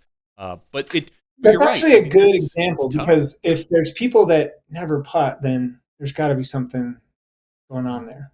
Yeah. I mean, but look at Rick. Rick putts 100 miles an hour and either nose down or sometimes, with some angle, and he gets a lot of them that go straight through. There are clearly styles that I feel like are more prone to it, even if they are a good putter or the mechanics look good and feel good and feels like it should go in. I mean, that was a ledge stone I remember a number of years ago, where it felt like every time Ricky threw one anywhere near the chains, it inexplicably somehow went right through. But he's putting a million miles an hour. There was a year or two at Ledgestone where the baskets were a little they were all the chains were connected to the bottom, and all the chains would Sure. sway. And with the speed that Ricky putted, like it's almost like the Red Sea would part, and it's like, cool. Guess what? You're hitting that pole, and you're coming straight back, Rick. There goes Rick's. And the way you're right, the way Rick puts nose down, coming down to up, like his would hit high and just straight back at you, and he always puts with dead center. Yeah, but that's my point. Is like I feel like nobody's gonna go tell Ricky, hey, you need to change your putt. You know, like you do what you do. He is such an incredibly good putter. He shouldn't have to change anything. He's got it hitting the target exactly where he wants to hit the target. It just spits a lot. And to me, he's done his job. And now I think we need a catching mechanism that can do it. And I totally get the other arguments. Like I'm listening and I understand them, but I just don't ever think a good putt should spit, and we got to fix it. And I am not disagreeing with you at all. Just to be clear, like there are plenty of times you see a putt, and you're like, oh my god, I watched that 9 times, or 10 times. And you're like, wow, I feel like that absolutely should have stayed in, and there is just this fluke factor, and it feels like it can be literally on any basket. Some are more prone than others, but you can have this craziness. I will also say though, as we've learned on the tour, and we talked about a few weeks ago, sometimes when you see a putt, especially as a commentator or working in the control room, you see a putt that looked perfect, and then when you go back and watch it and replay, and we show it on the network, it's like, well, okay, no, that was actually a lot higher than we realized, or we see it from a different angle. But Paul McBeth is another guy who I rarely see spit outs from his putts. I don't know what it is, but I don't see a lot of Paul spit outs. I see no own ones. Every once in a while, Paul will have one that'll come back at him, but you know, they're lucky. Yeah, I mean, clearly that's what Paul is. It's those titles. As we'll talk about him in a few minutes for the Elite Series, he just luckily won. Exactly. When it comes to, give everyone, if you could, a little overview of Colorado golf, which has been put more on the map in the last few years. I feel like with coverage at the 303 and a few of the other events, being there for the match play just last year when we were all up there with the Pro Tour. Give everyone a little overview of what you think of your scene and what it's like to play in Colorado. You know, I love playing in Colorado. The style is quite a bit different. You see a lot of up and over, and it's not the course designer's fault. It's the nature of where we live. We don't have a lot of big trees here, especially when you get on the Front Range in the Denver area. From Fort Collins to Colorado Springs, there's just not a lot of big trees. There's not a lot of parks. It's dry. So my point is, you see these guys, Aaron and Eagle and me, we're looking up and over to see if there's a line because we're so used to throwing that way. So you kind of got to get used to it. The mountains are great. There's some really good golf that, is getting put in up the Highway 285. There are so many courses in this area in Fort Morgan and Fort Collins and Colorado Springs, and the scene is crazy. I know for a long time we had the largest disc golf club in the country, probably in the world, Mile High. I don't know how many members there were, but the courses are full. There's tags, every night of the week somewhere. It's a huge scene. And there's tons of good kids that are, getting better. I might be playing MP40 in the local scene maybe here eventually, but it's a great scene and I want to stick with it as long as I can. I would love to start running, some good events too. I've played a lot, of events, and I'm kind of getting to the point where I think it'd be cool to start running maybe a big junior event similar to what they're doing with the Rocky Mountain Women's or, something like that. So there's a lot of growth here. A lot of good people. I mean, you named a bunch earlier. I'm not going to lie. That's a little old man talk. Like, I played my fair share. I wouldn't mind running them now. Yeah, which is amazing. It's great. We need people like that. My follow-up to that would be, what would you've obviously played in a ton of events and you've been successful at them and you've been, seen some various places throughout the country. What are some things that you would want to implement? What are you picking and choosing from and being like, hey, that was pretty cool. If I ran an event, here's something I'd incorporate. In my day, we had baskets that couldn't catch.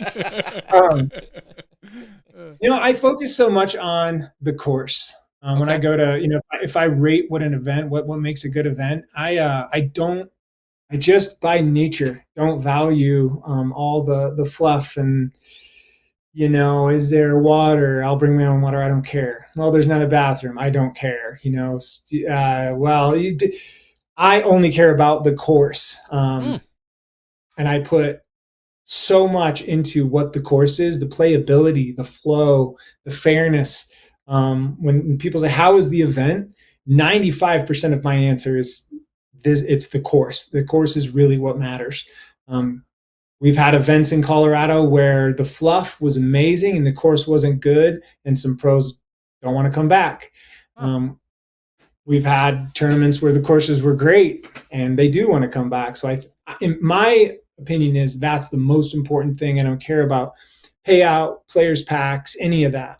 I care about how good the course is. And I know a lot more tournament directors have been reaching out and asking me, hey, can you go take a look at this hole and let me know what you think? And I actually really appreciate that. Not because it's me. I don't care about that at all. The fact that they're asking someone else, hey, a second opinion on, what do you think about this? Should we put the basket here? The fact that they're even doing that tells me that they're probably going to have a pretty good event because they actually care about, they care about that course. And I know not everybody feels that way, but I just love a good course. Yeah, that's interesting that you have so much emphasis on that, when for a lot of players, maybe who aren't as, maybe just because they're not as competitive, like to know about the amenities, the extras, the extracurriculars that are maybe even at night or off the course, or, do they have a good players party, or is there a band? Is there a fly mart? Like all of those types of things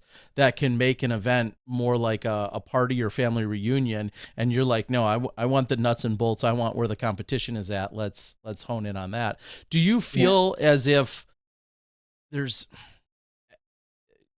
ever a bias because of your skill set that it's hard, to scale it back, realizing not everyone throws as far as you and whatnot? Is that tough to then like give the opinion back to them and say, okay, here's what I like, and here's what would actually be good for the MA2 division? Like, cause those are all very different user bases. Absolutely. Yeah. And I'm getting better at thinking about, cause I used to only think about my division and how far they can throw. And I'm getting better. I was working with Kyle Mowdy recently when we were out there, and, and we kept, saying about, well, I got this and this, and this is awesome. I think it's so great. And he's like, what about the FPO? And I was like, I didn't even consider it. Let's rethink this whole thing. So we'd have to go back and, rewalk the whole thing. And so I'm biased, but at the same time, I'm not selfish. So, I like to, like for the 303 Open, local Robert Nichols and I did a lot of work on, trying to help organize that course and kind of get it laid out. And that was one of the things, we thought about. And I don't have a big forehand, but I designed quite a few holes that Robert has a giant forehand. And he's like, wow, you designed that? I can reach that and you can't. And so, I was like, well, we had 4 forehand holes and we had 12 backhand holes, and, trying to, in terms of shot selection and disc selection, that's what I care about. How many times did I throw a rock? How many times did I throw a driver? How many times did I have to scramble, for example, or how many times was I? So I think that's important. And I don't want to just make everything super long. Sure. I don't actually enjoy that. I'd rather, the more shots people are required to use, the better the course. The true line. Yeah. True line. True line. Let's go, Cale. Right. Which is interesting too, because I think that's a challenge, and it's a challenge of all of the world's host teams now, of who are they hosting. And even if it is all the pros, let's just say this was a 500-person Pro Masters Worlds and the Am Masters were a different weekend. Even within the Pro Masters Worlds, you have everyone from yourself in MP40 all the way to, MP70 or MP80 players, which are just a totally different user base. They're professionals, but still a completely different skill set. And I think that's one of the toughest things for all worlds, especially as they get bigger, is how are you appropriately accommodating for all of the different skill sets? How are you challenging, the players to the best of their ability on the best courses that you have to offer? And I just think that's a really tall task. I ran an AM Worlds in 07. So here 15 years later, it's even a bigger task than ever before. Did you think they did a good job in Flagstaff of doing that? All I can say is, from what I gathered, it seems as if they did. And so I mean that in the most complimentary way from everything I heard. Now, I didn't see every division play every course, obviously, but from what I gathered, and I know there were a few people that stated, if anything, I feel like maybe it was an MA 40 division stating that some of either their pars or one of their courses was a little too easy. And I guess I feel like, well, I'd rather see a course too easy than too hard for them personally, because otherwise you're taking a 2 hour and 45-minute round and you're turning it into a 4.5 hour round and everyone's hating it. So if you're going to err personally, I'd rather see you err on the side of getting more birdies. That's just me from a logistical standpoint, like keeping the tournament moving, and not having 5-hour rounds. But the feedback that I either heard directly or indirectly, it seemed as if they did a really good job of that. And that's, again, it's tough. You've got FA 70 women out there that are competing and then people like yourself. Like, it's a pretty wide spectrum. And that, really changes courses. I wonder, I've always thought about somehow, I don't know, different divisions and people, and maybe people taking on a role of like being a course approver or whatever. I'm just verbalizing this for the first time, so I'm not using the correct words. But so a tournament would come up and they would say, okay, I need somebody from this division, this division, this division to meet me here on Tuesday.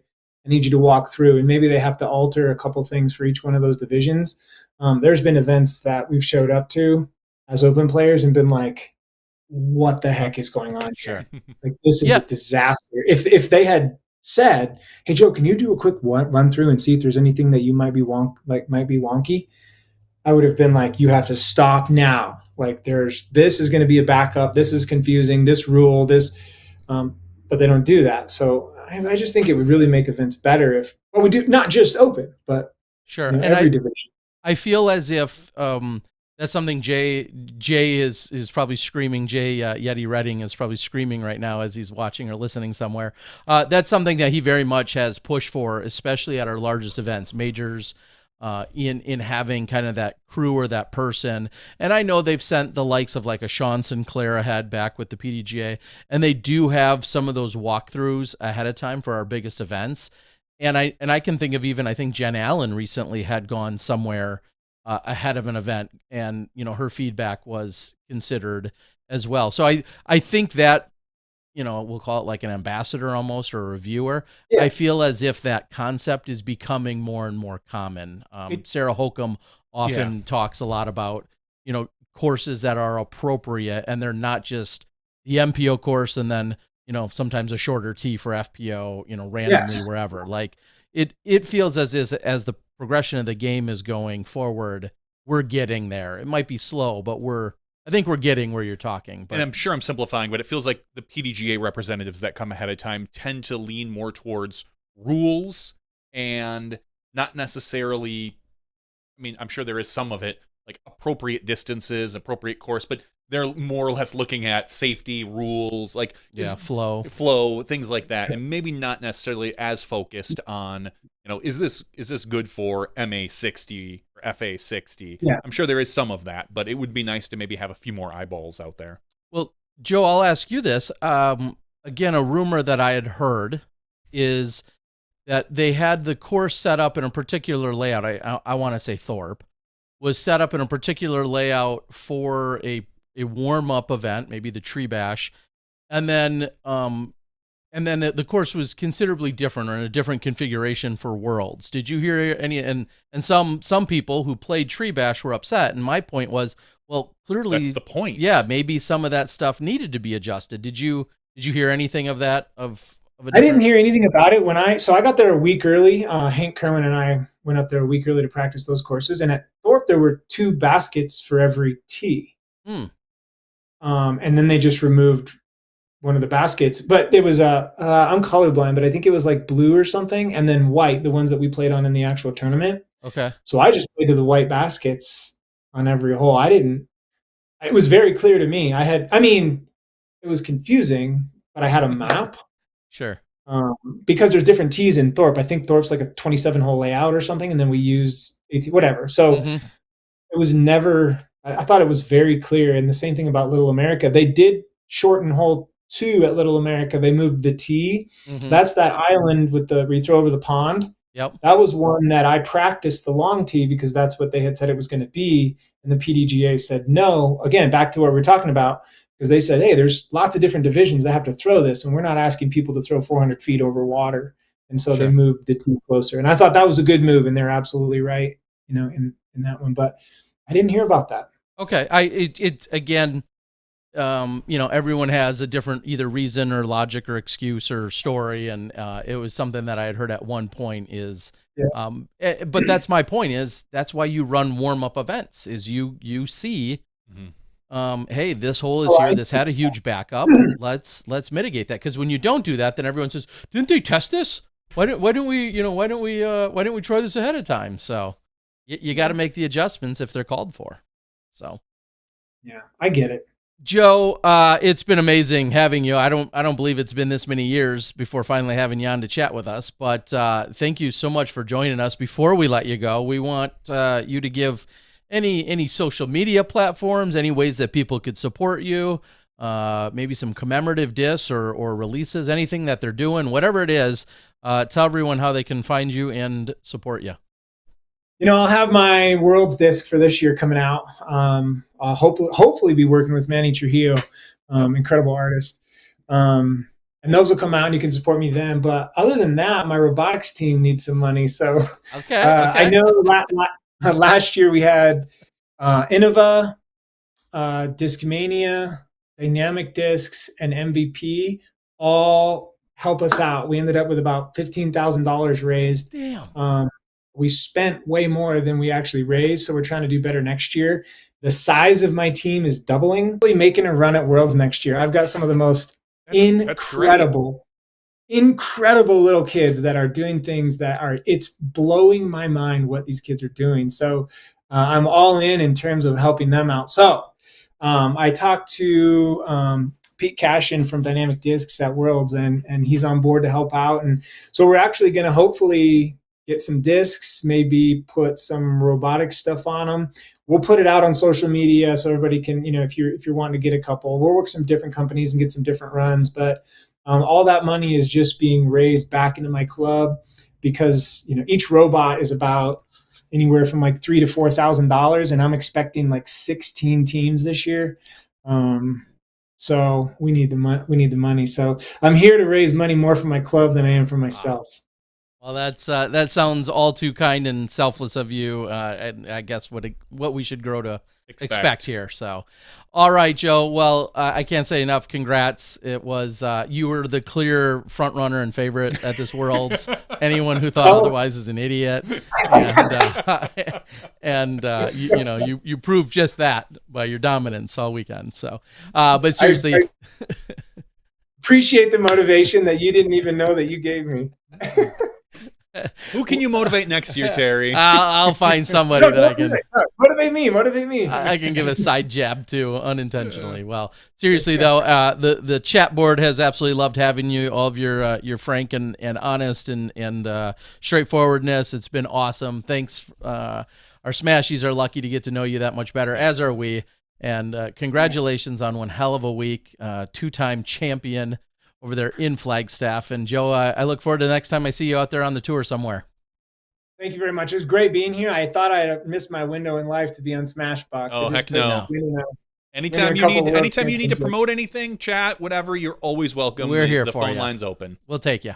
Okay, that's great. I really appreciate you guys. Thank you so much for having me on. Thanks a lot, have a good night. Thanks. Good night. All right, thank you. Yep. There it is. Oh, Alan Risley's on the board. Yeah, he's been on. Alan, you're not very good. So next year I expect a win out of you. No. So Joe was able to make Kale a bridesmaid again. Yes. Because earlier in the season, it was Philo Yep. that took it down, and everybody expected Kale to walk into the division. Everybody expected him to walk into the division. And you don't come into Joe's house and play well. And to be fair, I mean, Kale has played well. He just hasn't been able to get over the hump yet. I mean, he lost. He took Literally, Philo to a playoff, and then loses to Joe Rovere by 1 in Worlds. I'm not gonna quite say Masters just ain't his thing yet. Always the bridesmaid. That's what I'm saying. Obviously, he's gonna get a reputation. Yeah. So good to hear from Joe. And if that guy doesn't want to teach, doesn't want to do robotics, doesn't want to play disc golf, doesn't want to tour, he can host a podcast. For the love of God, he could be doing that. So great. He's honestly one of my favorite guests so far. Yes. And we're is that your motivation to all the other guests that step it up? Yes, that's right. Clearly, he's our favorite. They want to earn. They're all trying to earn Johnny V's favor. All right, let's go through a couple of our divisions here at the World Championships. All right, I will. I'll run through some of them here real quick. I'm actually on PDGAlive.com, which is good. So obviously, we're talking to Joe, the winner. Joking about Kale taking second. Third place, Matthew Blakely. And in fourth place, Dave Felberg. That's your top 4 for MP40. FP40, Owen Scoggin smashes. Just running away with the field. It was close up until like the fourth, and then the semis, she kind of got a little bit, and then Holly Finley taking second place. I know it's by 15 strokes, but there was a 9-stroke swing in the finals. Yeah. So it was a little closer than it felt, but Owen had it firmly in hand, I would say. It would have taken a little bit of anything for anyone else to win after a couple of rounds. Third place was Jen Allen, who crawled her way back up. She was a little bit further down the field after the first round or two. And in fourth place, Stephanie Vincent. So those are your top 4 for FP40. MP50, Chris Smith wins. Schwebe, who was on the board, couldn't quite get the victory. 4-stroke difference between first and second. And in third place, Ron Converse. Going over to FP50, truly crushing the field, Juliana Korver, beating Kim G and Nova P. So that is, she shot 29. She was 28 strokes better than Kim. And I looked at it. She almost didn't have to show up for the finals. I was doing that math. I know. She would have lost. Had she not shown up for the finals, she would have lost by, I think, 2 or 3 strokes. So good. She decided to show up. Good thing she showed up. What a sport. What a classy thing to do. Would have been fun just to be like, with 4 holes to go, be like, anyone need a caddy? I'll caddy for you. I've got this one wrapped up. MP55, Hank Kirwan over Patrick Brown. FP55, Kelly Jenkins over Karen Sattler. MP60, Tim Keith over Doug Williams. FP60, Pamaflage Renicky over Peggy Berry. MP65, Jay Gobrek over Jay Gary Dropcho. I need to make sure to get that right. There's a lot of J's in there. FP65, Sandy Gast winning over Lori Cloyes Chupa. And MP70, Randy Beers over the immortal Dave Greenwell, Hall of Famer. Is Randy a Hall of Famer? I don't think he is. No. Randy picked up his first world title, and spoiler alert, I don't want to say the best post champion interview that I got out of the 16, but his was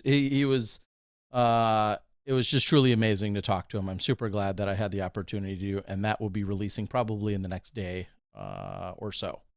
And in MP80, Carlos Rigby crushing Spencer Rigby, beating Eleanor Rigby. I don't know, all the Rigbys. In third place was Daniel Pilates. That was a funny division.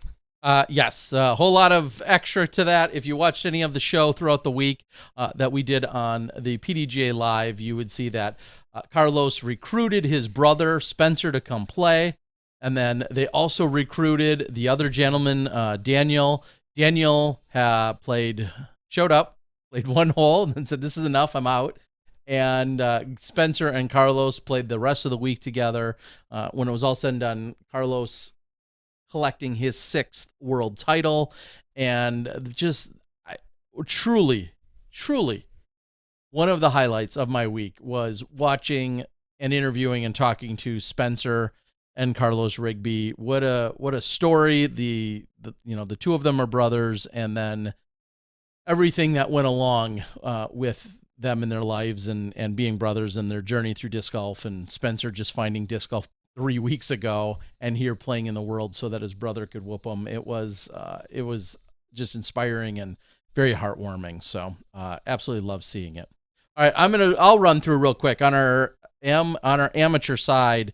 Sean DeArmy, who I did not get a chance to speak to, but Sean is your champion there. In a playoff, it looked like. Yes, and he went head-to-head with Dan Vassar, ended up taking it down, and then David Hurley tied Wesley Hunt for that third-place podium spot. As we scroll down to FA40, Jamie Williams took that down. There was a 3-way tie going into the final hole of Worlds. You could barely draw it up any better. Jamie Williams, along with Christy Lewis and Dee Christensen. There was, I believe it was those three specifically that were tied with one another going into that final hole. And when it was all said and done, Jamie comes out on top. So congratulations to her. Billy Bauer beating out Eric Jubin and Lauren Barnhurst, tying Yuha Lento for third. I'm guessing that was the MA50. Yes, MA50 division. I caught up with both Jamie and Billy. I also caught up with Margaret Patterson. Congratulations to her. In the FA50 division, she had this under control for quite some time. Eve Janis out of Estonia had suffered a fall during her first round during a jump putt. She was obviously still competitive throughout the week and put on a good battle, but comes up in second. And Becky Purifoy. Sorry, I couldn't quite read that. I'm getting older myself, apparently. If you hit Control Plus, it makes. Oh yeah. Hey, there you go. I can just do that. Jeez, give me some glasses or spectacles. That's the old man key command. Grace Cassidy rounds out the top four there in FA50. James Hustis, your champion. I caught up with him. Rod Roberts and Trevor Tajones rounds out your top three, and Matthew Cully was in fourth. That was in the MA55. Moving down to the FA55, Deanna Worth, who you'll hear from, edged out Angie Taylor and Arietta Masters as those two tied for second, and then Kimberly Adams finished in fourth. Deanna, again, a woman who hasn't been playing that long. Awesome to see her here taking down a world title. George Bodoroga, that's actually correct, took it down handedly by 9 over Bruce Arnett. Tom Robb and Warren Foy finished out in the top four there in MA60. FA60, Janice Jones held off Marcia Folk and Subi Land, along with Robin Green. In MA65, Scott Connor somehow got past Mark Hauser. I think Mark is a multiple-time world champion already. One stroke. Yeah, so he held him off in the finals, although he made it close because Mark got him by 3 strokes in the finals, but wasn't enough to catch him. Robert Rothman and Bethel Barrett. Yeah, they were tied going to hole 17, and Scott birdied hole 17 while Mark parred it, and then they both parred hole 18. F865, Helen Kostoff took it down. Christine Ford took second, and Mary Ellen Moeller took third. MA70, Michael Schweitzer, who I had the honor of meeting earlier in the year at Throwdown the Mountain, held off Stan Johnson and Kenneth Pasco, along with Bob Ellis. So Michael Schweitzer, your champion there. PDGA number 272, playing 913 golf is what his rating is. That's incredible. Patty Adams held off Linda Voss and also Faith G. So Patty Adams, your champion in FA70. And in playoff, yes, a playoff fashion. These poor people. As if the first 4 rounds weren't enough, then they go into the finals. They tie in the finals, and then they go to sudden death. We have it. We have it all on the Disc Golf Guy channel. When it was all said and done, though, Donald Parker comes out on top. So Donald Parker fights off Rob Lee. What a great battle. But to think they played 4 rounds of golf and then 9 more holes. I don't know, what is that math? 72, 81 holes wasn't enough. Then they went and played a couple more. They're almost as old as how many holes they've played. Yeah, exactly. So those are your champions. I apologize if I butchered a name or two. I met most of those world champions and had interviews with them. That's released all on the Disc Golf Guy channel, or will be in the next couple days. You know, and I said it last week, and now I can double down on it. I could go on for another 4 hours. I won't, but I could go on for another 4 hours about the incredible experience at the Worlds. Flagstaff, the crew, taking care of everyone, the PDGA, the local organizing committee, the media crews that were out there. We had Sky Heiser out there doing MP50. We had Gatekeeper was on MP40. And then our Ace Run Pro buddies who are out on the board were doing FP40. In all seriousness, you should have one of your Drop Zone podcasts and just talk all about the experience and everything you heard and saw, good and bad, your experiences with the PDGA, all that stuff. I think you should definitely do that. And such a huge shout out, Nick Stock, along with Grant Zellner and Matt Rothstein, and did Grant introduce you awesome every day? No. Ah, slacker. Everyone else, Jay Bird, Conrad, all those guys that were part of Hayden Henry, Nick, I'm trying to remember everyone I interacted with, and then tons of PDGA representatives in addition to all of them. Just what an awesome experience on both MPO or MP sides, FP sides, MA, FA, didn't matter. All across the board. And then as we kind of talked to him last week, I'll just say, getting to meet Mike Hughes and the rest of the Flying Disc Museum people. I know we had Mike on for the after show last week. I ended up recording their presentation that they gave on Thursday night. It's lengthy. It's like Smashbox podcast lengthy, but it's really great. And if you want this insane history of disc sports, not just disc golf, but Frisbee and everything else, I might have one of the most comprehensive presentations ever given in disc golf by Phil Kennedy.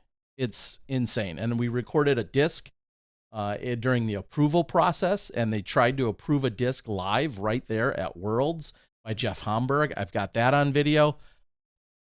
There's a lot of stuff going on, and it was awesome. And then just to wrap up Worlds entirely, I'll say it again, like I said last week. Robin, Dan, Jamie, and the entire household that I stayed with. Those were the three in charge. But the people that I stayed with were incredible. Also, Chris Orrick was at the house along with Dave Felberg. Tyler Simpson was there.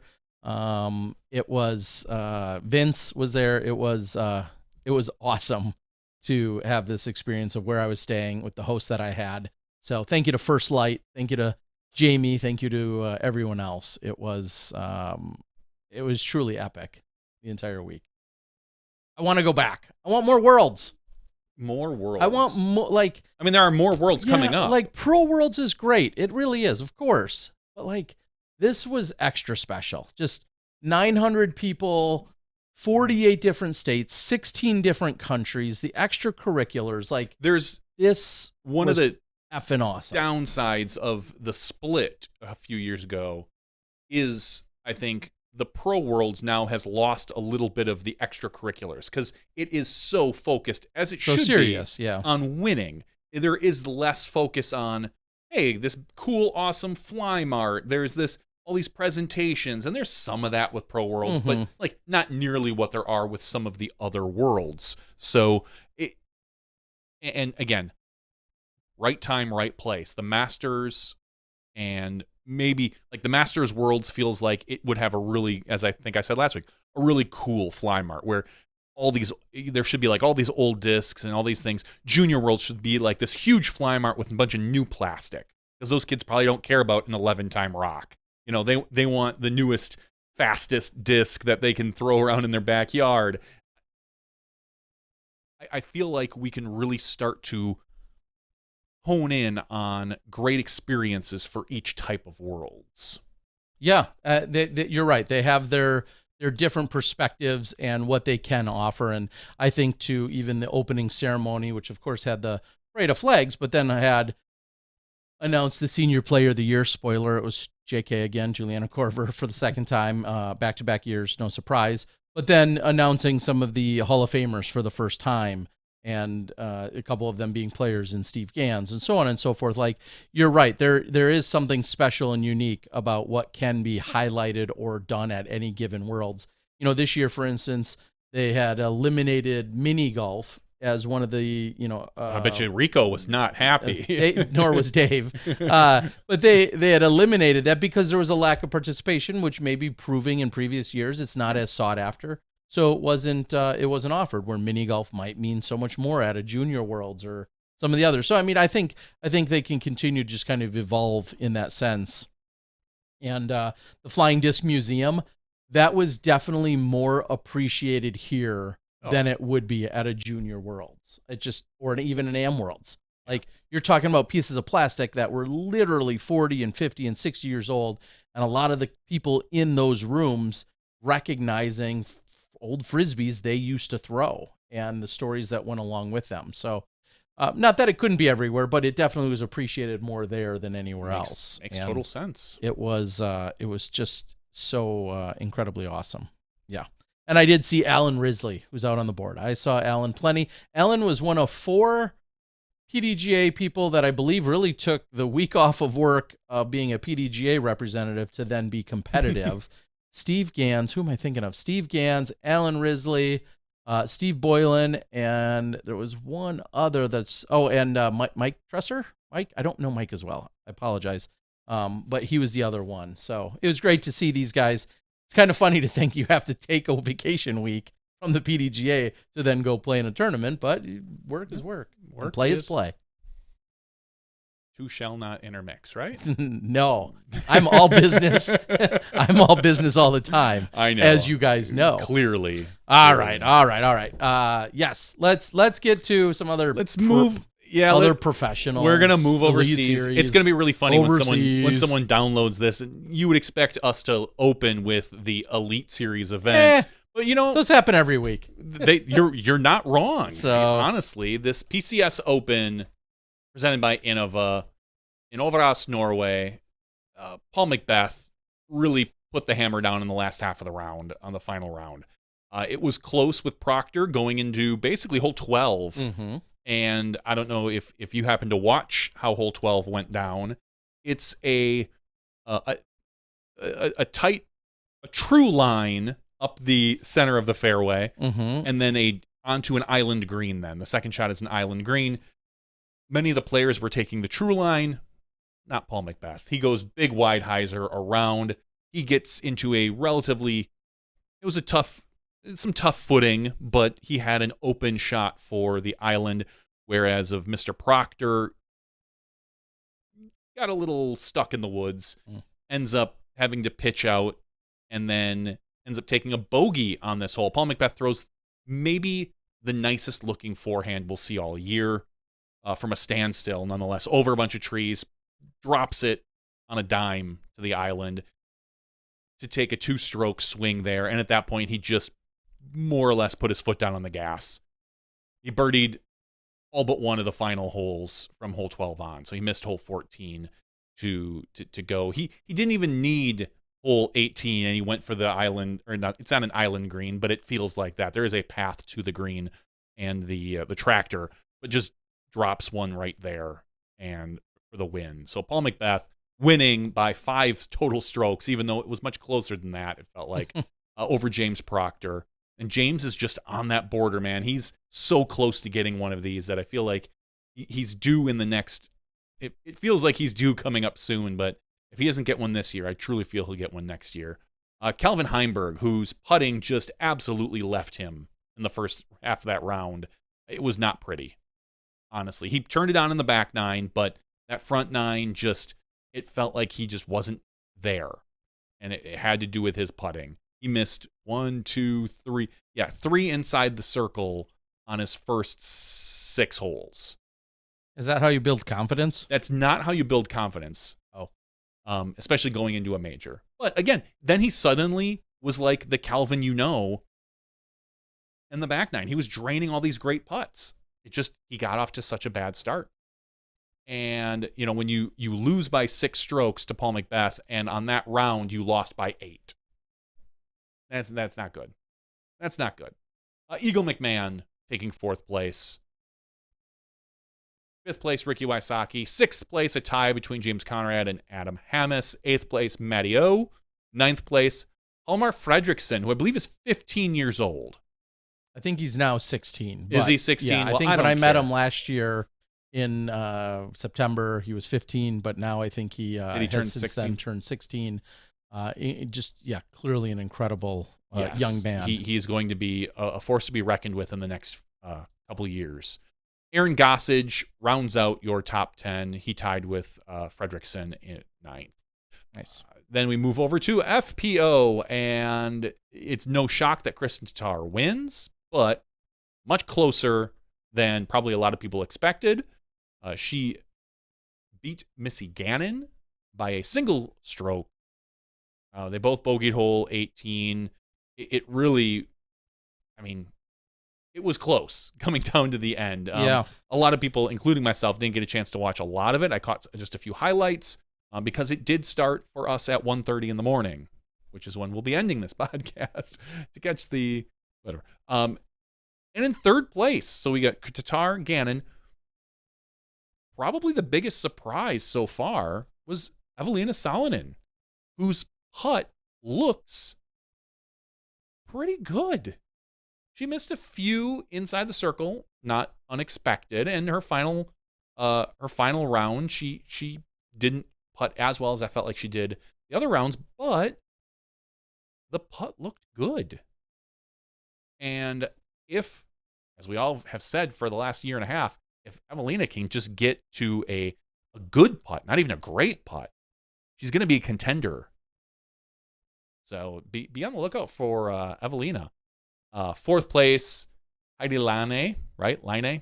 Heidi Lane. I can't get that one through. I know, there's so many I can't, just for whatever reason, that one. I'm just going to call her Heidi Lane. Sorry. I'm just bad at that one. 5th place, Sarah Hokum. And that's where I'm going to stop. So there you go.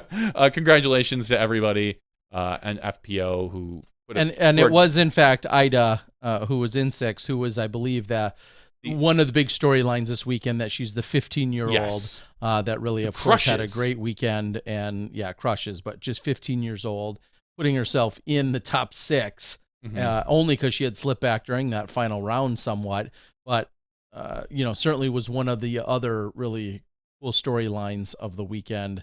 So, and from what I recall, I think declined the cash in terms of then maintaining her amateur status. So I wonder if that's because she wants to win Am Worlds. If there's something that would have to be my guess, because it's not uncommon to see, of course, young prodigy type superstars that are of that age. You look at Helmar on the other side, Fredriksson, and his age, and of course accepting cash. So maybe she must have those Worlds aspirations or some other amateur major in mind, because that's really the only reason you would think she would decline. I mean, she literally, she was one off of world champion Sarah Hokum, and she bested 2-time world champion Katrina Allen. I know this is just one event, it doesn't define a career, but anytime you're besting some of the women in that field, it clearly proves where your skill sets are. And she's only an 874 rated player, but clearly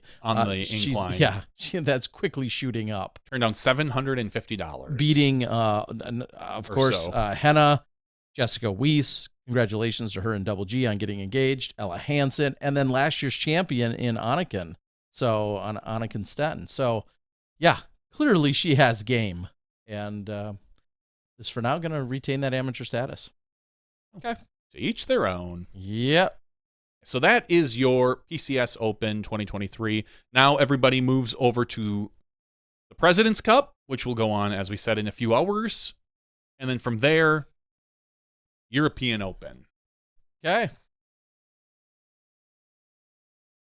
You nor I have any media relationship to the event outside of just straight up spectator/viewers. Which is in itself a little bit unique. Understandably, plenty of people thought I was going. Originally, I was in fact scheduled to go to both Norway and then over to Europe, or Norway over to then Finland. And the opportunity to be part of the Masters Worlds came along. And essentially, I'll just say, for lack of a better phrase, I volunteered and said, if it's not necessary for me to go there and the Pro Tour can make it happen without, they kind of had a conversation saying just that. And they said, yeah, well, if you're not dying to go and you don't absolutely need to go, we can have some other people fill in for you. And then I got to be part of the Pro and Am Masters Worlds. And so I will not be there. Otherwise, I'm running really late if I'm supposed to be. But I will not be there. And, of course, I'm sad in some regards, but I'm not disappointed in any sense because it was my volunteering to not be there. And quite frankly, I'm looking forward to a little bit slower of a week. So I'll be a spectator. Slow week? Yeah, maybe. Well, it's already been crazy these last 2 days. But, yeah, I'm going to be somewhat of a spectator. And we'll see, because I have a hard time spectating or caring for events that I'm not at. Part of. And it's going to be a little bit more difficult just based on the timing. The fact that actually it might be easier for you. Yeah, maybe. Because you tend to be a night owl. So the fact that if you go to bed at 4 a.m., you might be able to catch the entire FPO round. I'll wake up, probably catch the entire MPO round. Sure. And then by next week, we'll be fully informed. Yeah, that's possible. I mean, I did, as I was trying to wind down in Arizona, that's when FPO was playing some of those nights. So maybe we'll see. So there were a few big news items this past week. The first that we'll talk about is Paige Pierce. Paige slipping on a bridge and basically breaking her ankle. Yeah. I think she said 3 bones were broken in her ankle. They're waiting for a little bit of the swelling to go down before they actually do surgery. And after surgery, it's a minimum of 10 weeks. So at best, and we saw this with, which honestly, it might be better than what Valerie Mondahano went through, because a lot of times severe sprains are worse than clean breaks, which I know sounds crazy because the break will heal a little bit better. So if she's fortunate, she gets back in 10 weeks, and maybe that's in time for the Throw Pink, maybe Worlds, but I just don't feel like that's a realistic goal. I mean, you can set that goal, but I have a hard time believing that is. And it's not going to shock me, and I think she even said it on an interview yesterday, that she wouldn't be surprised if she's not playing at all the rest of the season. I mean, let's face it, Worlds is in 6 weeks. Well, I'm sorry. Worlds right now, well, first of all, she's not having a surgery until next Tuesday, the 25th. Yep. All right? 1, 2, 3, 4, 5. Worlds is 6 weeks after she has surgery. She's not so getting she Worlds. is absolutely not going to be competing at the World Championships. 10 weeks out from surgery puts it on September 26th. That gives her... If you go one more week, then even after that, that would be roughly the beginning of Throw Pink, which I'm again, that's, I think, a very aggressive. That is the best case scenario. Optimistic, super aggressive possibility. And at that point, you think, is that something that you're going to, rush back for specifically? Then you go 2 weeks after that, and you have the Disc Golf Pro Tour Championships on the 17th. Yeah. That again, right now, I would say at best is a coin flip. I think we're just going to see her hopefully next year at Vegas. Yeah, you would think at that point is it? Yeah, it just doesn't make sense to rush back and possibly even injure yourself more. Or we saw Valerie Mondahano, who did it right. She took the time to get better, and even she said when she came back, she felt like she was only at like 80 to 90%, but competed well. It felt like good enough to compete. So Paige, we wish nothing but the best. We love you here. Get better, and hopefully we'll see you next year. Yeah. Yeah, and as the board says, she doesn't need to come back just to play 1 or 2 events. I couldn't agree more. It's not like the Paige Pierce legacy is in jeopardy or anything silly of that nature. Obviously, we wish nothing but the best. I have not reached out to her myself yet. I will be doing so in the next couple of days. The funny thing is, I'm going to be in Pensacola next week Tuesday. Well, maybe she needs a ride somewhere. You should probably pick her up and give her. Yeah, you might need to. Which means I'm not sure about the podcast next week, so I haven't told you that. Ooh, thank gosh. I'm here for it. But I know. Just hang out. Yeah, that's the first big news. The second, and maybe the biggest news of the week, is the Disc Golf Pro Tour's decision to cancel, and I'm going to put that in quotes, FPO for their Elite Series events. Now, and flat out just cancel officially them for the silver events. Now, what they are doing is, when I put cancel in quotes, because while they're canceled, they're really, for the Elite Series, they're really just moving, from what we can tell. They're removing them from the Elite Series event and moving them to a more favorable state for their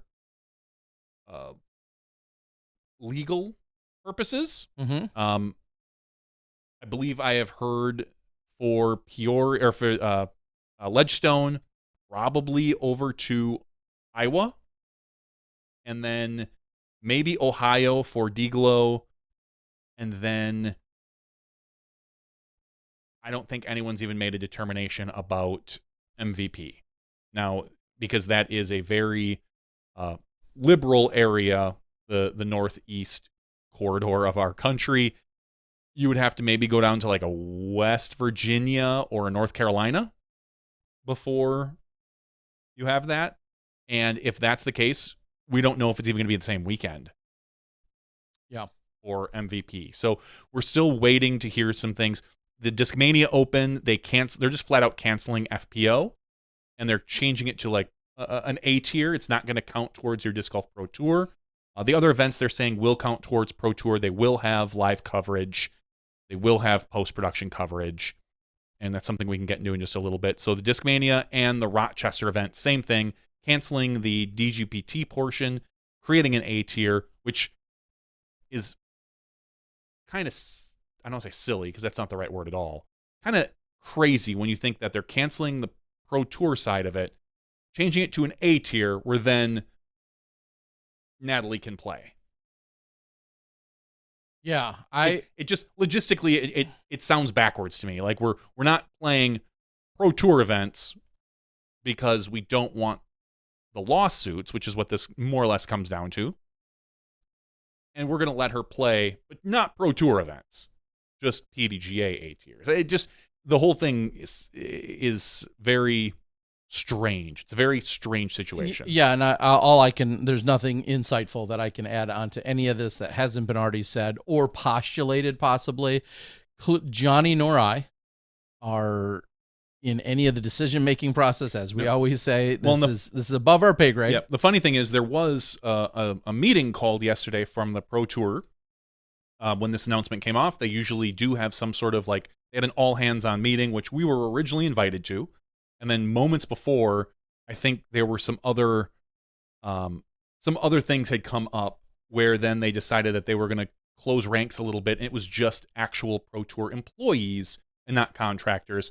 And I got a very nice email from Charles McCracken basically saying, hey, we understand the position that you and Terry are in with being in media and Johnny with Skip Ace. So we will let you know, but this is due to some things that have recently come to light. We are going to make this a smaller meeting. So we were actually even left out of that portion. So we have no idea what currently is going on. Yeah, and all I can add to that is, again, so these decisions are clearly made above our pay grade, so to speak, literally. And the fact that it sounds like this is going to continue to be an ongoing conversation in a lot of ways. There's a lot that was in that press release, but there's also a lot to be, I think, formally either decided and or announced. I mean, they talk about possibly moving some events, and you just mentioned a few possibilities. Who's to know if that's exactly the way they're going to go? Correct. If there's going to be a variation to that. What this is clearly also done in terms of the big picture is it also has, and you've seen it on socials, is created a separate but different challenge for some of the people that are on tour, namely our FPO division, that has made accommodations, that makes plans, that, Luque specifically today posted on her Instagram saying, this is all happening within the Pro Tour. I appreciate that the Pro Tour is moving forward in the direction that they see fit. However, with all of the changes in schedule and the fact that I essentially travel with Bradley Williams, this puts me in a position of it maybe not even being worth me coming back from Norway to go back to the U.S. to be on the tour. It's tough for her because she's one of the people that tours as a with a partner. Exactly. She tours with Bradley, and they can't. I mean, they could. I'm sure there could be some logistics with some other FPO players to split up and kind of make that happen, but it's a lot more difficult. Well, and it may be even that much less appealing if Correct. we're just going to be honest. Like, and I know you could say, well, it's your job and you got to make sometimes some sacrifices, but someone like Luque, especially being in a foreign country that's not her native country, really feels like part of the experience here and traveling may be because she is with her significant other and really truly wants it no other way. And so she had just posted saying, if that ends up being the situation, I may not return from Norway and I may just stay here, play locally for a few months and see how things all kind of pan out, which I can fully support and understand as well. Yeah, you and I speculated that on that for the Europeans because originally Evelina, Henna were supposed to come back to the tour. They had some visa issues and they were like, all right, cool, well, guess we'll sit out. We'll come back after European Open. I'm not going to be surprised if they decide not to come back, as well as Kristen Tatar. Now, obviously, this is all speculation. They have not made an announcement, but Europe has two, not just one, but two pretty solid tours if you want to pick.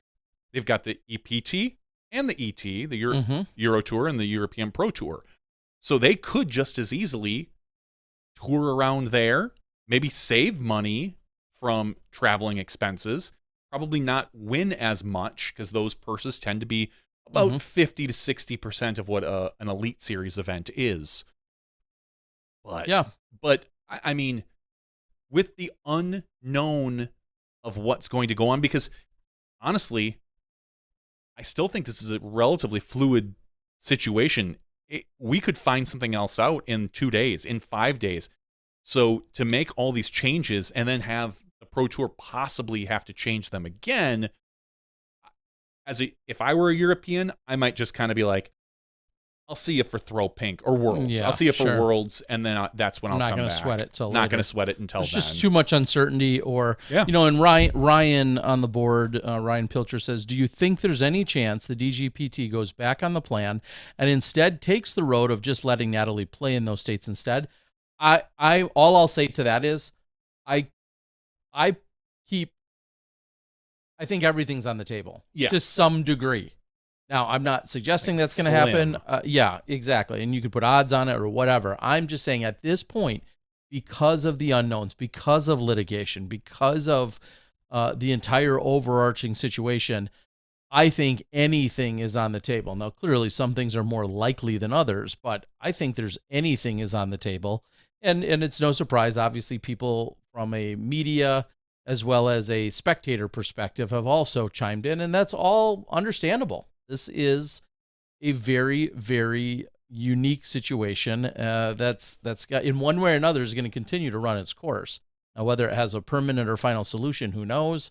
But this all still has to run its course. So I guess we'll see. We'll update you when we're updated is essentially it. But like I said, I don't think there's anything of any other insider value that I can add. Yeah, from a media perspective, because that's really where I feel like I have a good insight. To put it in perspective, it is known that the two lawsuits that Natalie brought up, and she is bringing a third one, by the way, for Worlds. Her lawyer has said, they're going to file in Vermont, so we'll see what happens there. The two lawsuits has already costed the DGPT over $100,000. So in lawyer costs. And I don't know all the details of that. I know lawyers are not cheap. So just think of that versus the next three events.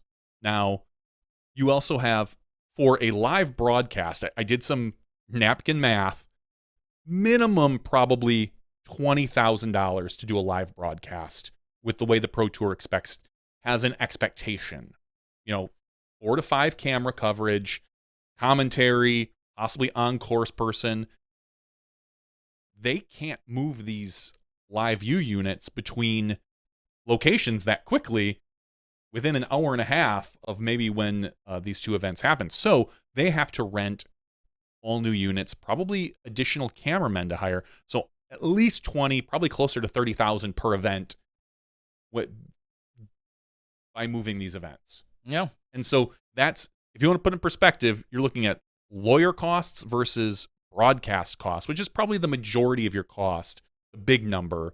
There will be other costs, obviously. You're going to, if you're getting an FPO field, you're going to want porta potties. You're going to have to rent a course probably. There will be other costs, but I think the huge chunk is the live broadcast cost.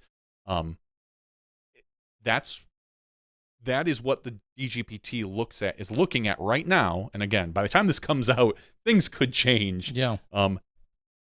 That's where they're seeing the difference in prices. So it's. I want to get it off my chest. I see a lot of people online really throwing this at Natalie's feet, saying that she's the one that's bringing the lawsuits, and they're quote unquote blaming her. And I guess to a small point that is correct, but I truly feel if it weren't Natalie, there would be somebody else. Maybe not this year, but maybe next year. Sure. Maybe the year after. The DGPT may be lucky that it's just Natalie right now. And that, Natalie is getting pro bono work done by lawyers.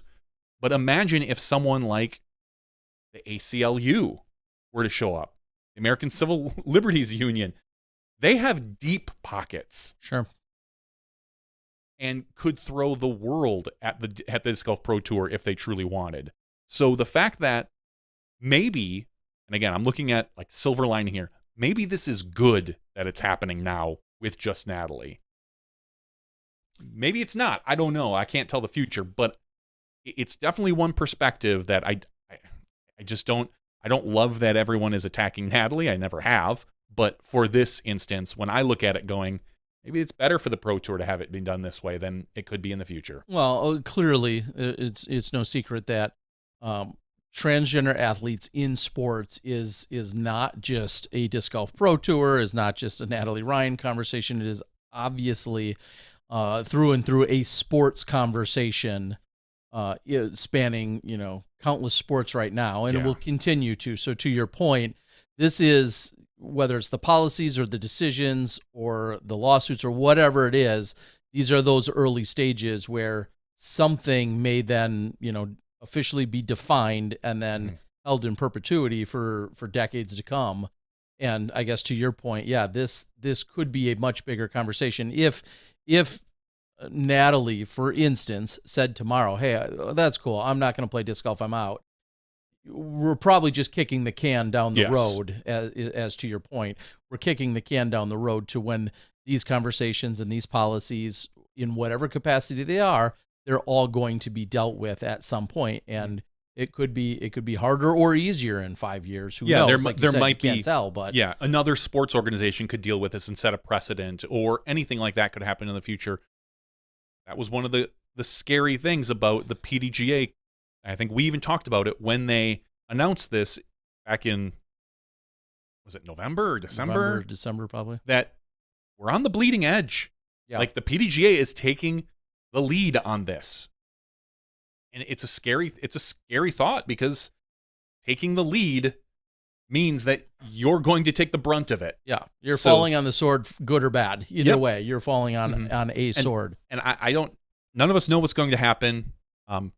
As I jokingly said, I'm going to sit back with my popcorn and watch what happens, because it could be momentous, not just for our sport, but for the country. Yeah. We'll see. Because clearly what happens here will be looked upon in terms of other sports, whether they're mainstream or niche sports or whatever the case might be. What happens here will be yet one more precedent that gets set, because that's currently what we're doing right now, right? We're saying, well, look at this sport, look at powerlifting, look at swimming, look at what these other sports are doing, and then everybody, conjugates or compiles some form of a analysis or comparison or whatever, and then similarly, fast forward when disc golf lands on whatever the exact route it goes, other sports will look at us and say, well, look at disc golf and use us as a comparison. So yeah, there's clearly a lot of moving parts and components to all of it. And I don't envy any of the ultimately any decision makers, because obviously it's a very divisive topic, as we know here on the show, and it's going to continue to be no matter what is done. I don't care where you fall on any spectrum. The Supreme Court could rule tomorrow on one way or the other, which obviously wouldn't happen for a few years. But even if they ruled tomorrow and said one way or the other, people aren't going to be happy, and it's not going to be less divisive. Exactly. So, all right, and that's that. Who knows? Clearly, what I have found, and it's I'm not even going to use the word interesting. Maybe all too predictable, like you just said. Lots of blame thrown at Natalie Ryan's feet, lots of blame thrown at the PDGA's feet, lots of blame thrown right at the DGPT's feet. Somehow you and I I'm sure are to blame. I don't know. We could pass the blame. Like, everyone has a different perspective of whom they also want to be outraged at. And that's not going to change. I mean, we're not going to change your mind in any capacity of who to be mad at or not. It's whether you're informed or uninformed, or you think you heard something that you so-and-so said. Everybody's like outraged at someone else. And I think that's maybe that's a testament to just how challenging this topic is, because we have so many people that don't even know who to be mad at. Like, or we don't even have a consistency in whom to be mad at. I think that says a lot about the topic. It does. Because even people like you said, who don't support Natalie are still mad at the PDGA. And the PDGA were the ones that said, hey, some people don't think the PDGA went far enough. Some people think that they just made a bad decision, even if you don't support Natalie. You're right. There is so much blame to be thrown around that it is quite an interesting point in our history as a sport. All right. That's what we can say on that. Yep. Let me remind everyone. I'm not a lawyer, and I'm not a doctor. What? Well, so don't take anything of what I have to say. Oh, I'm a sports psychologist. And as we always say, don't be a dick. Oh, well, that's... Yeah. That could be true all the time. Yeah. Yes. Don't be a jerk online. No matter what the topic. Don't be an a-hole. Don't be mean to people. Try to view things from other people's perspectives if you can. Just be nice. Try to understand and be nice. I don't understand you. Well, I mean, trying. Once you become friends with someone, you no longer have to be nice to them. Oh. I think that's how it works.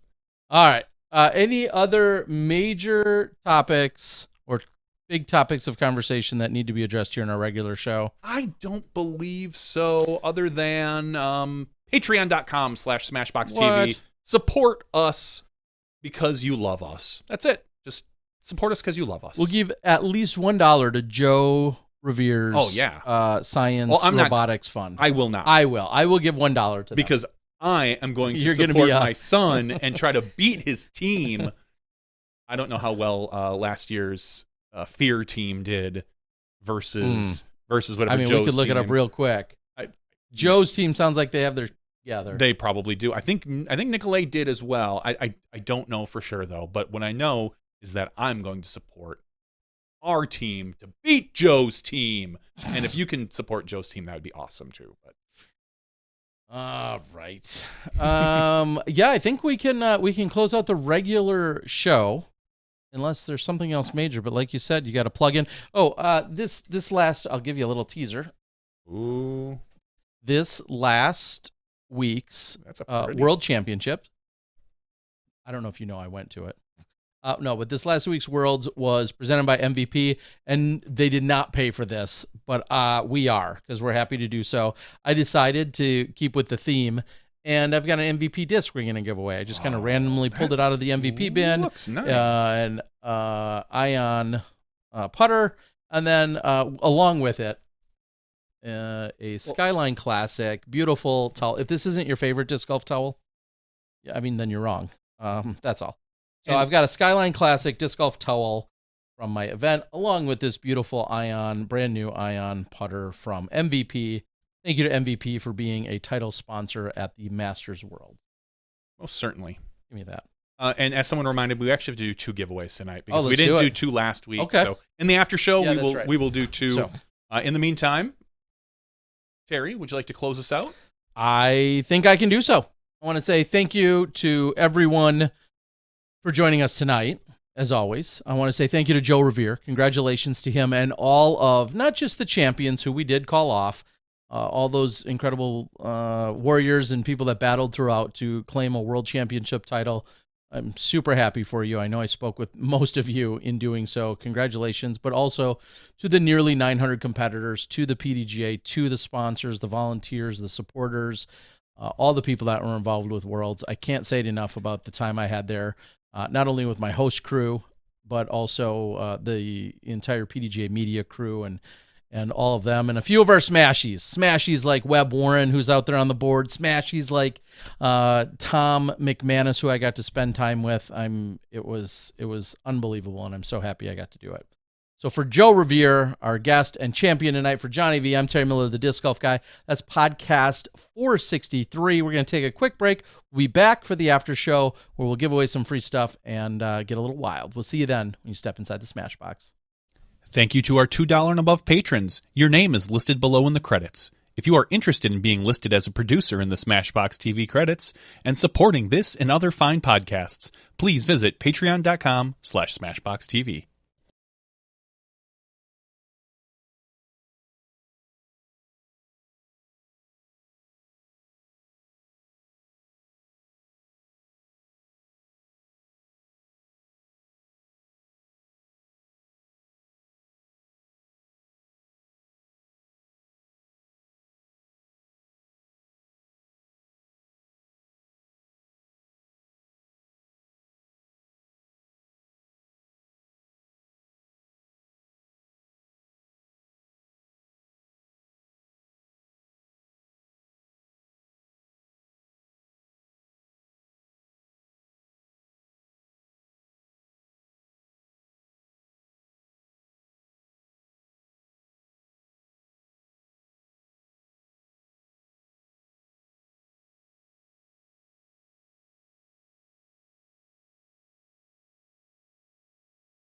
Hello, everyone, and welcome to Smashbox TV's podcast 463's After Show.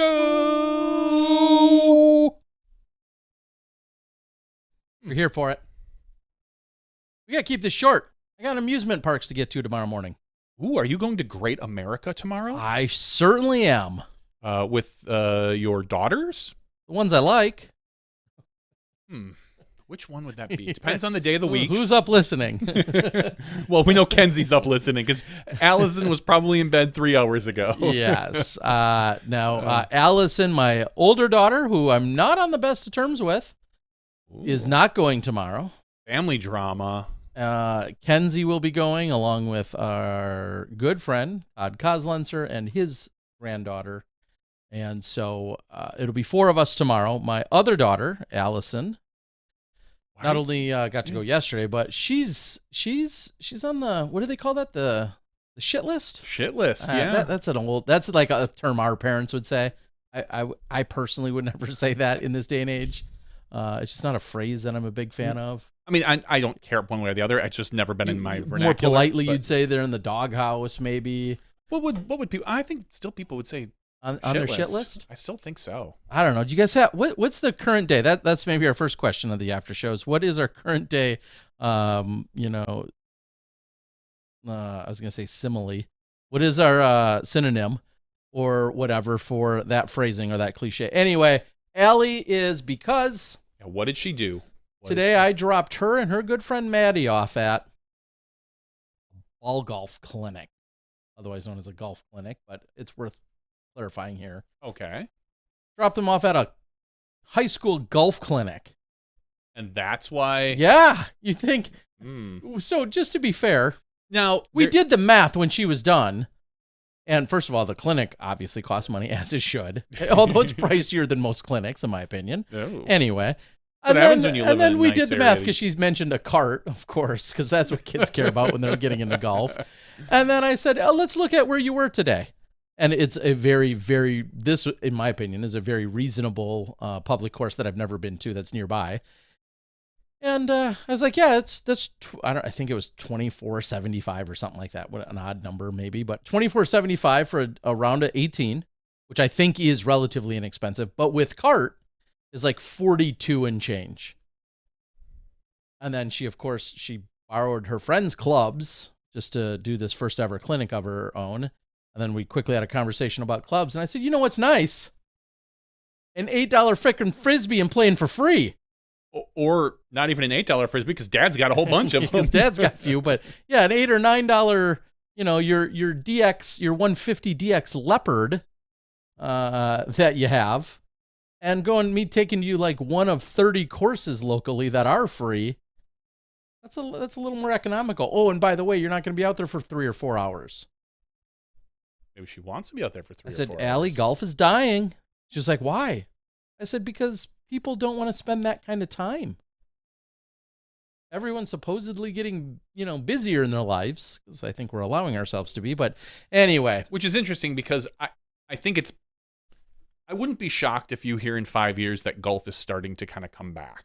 Only because I know of a lot of kids that age that are starting to take golf classes. And my niece and nephew they both do hockey, but they're also both doing golf. There's at least 2 of... To Adam Sandler, I think to Happy Gilmore, that's the same thing almost. Which is funny because they were saying that I'm a hockey player, but I'm playing golf today. Yeah. I think that's my the niece, line. they had a very hard... Because she'd been playing hockey since she was like very little. And just last year she started golf. They were saying her swing for a long time looked like a slap shot, which not necessarily the best, but you could understand.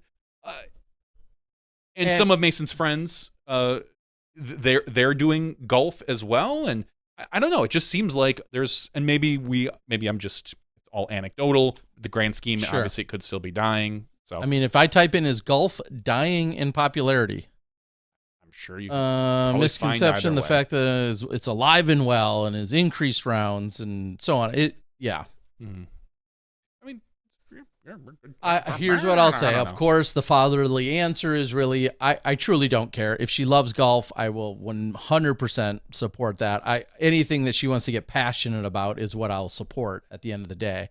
I do think that if she got into golf, she would maybe have that much more appreciation for disc golf and professional disc golf in the sense of like obviously it's different difficulties. I'm not,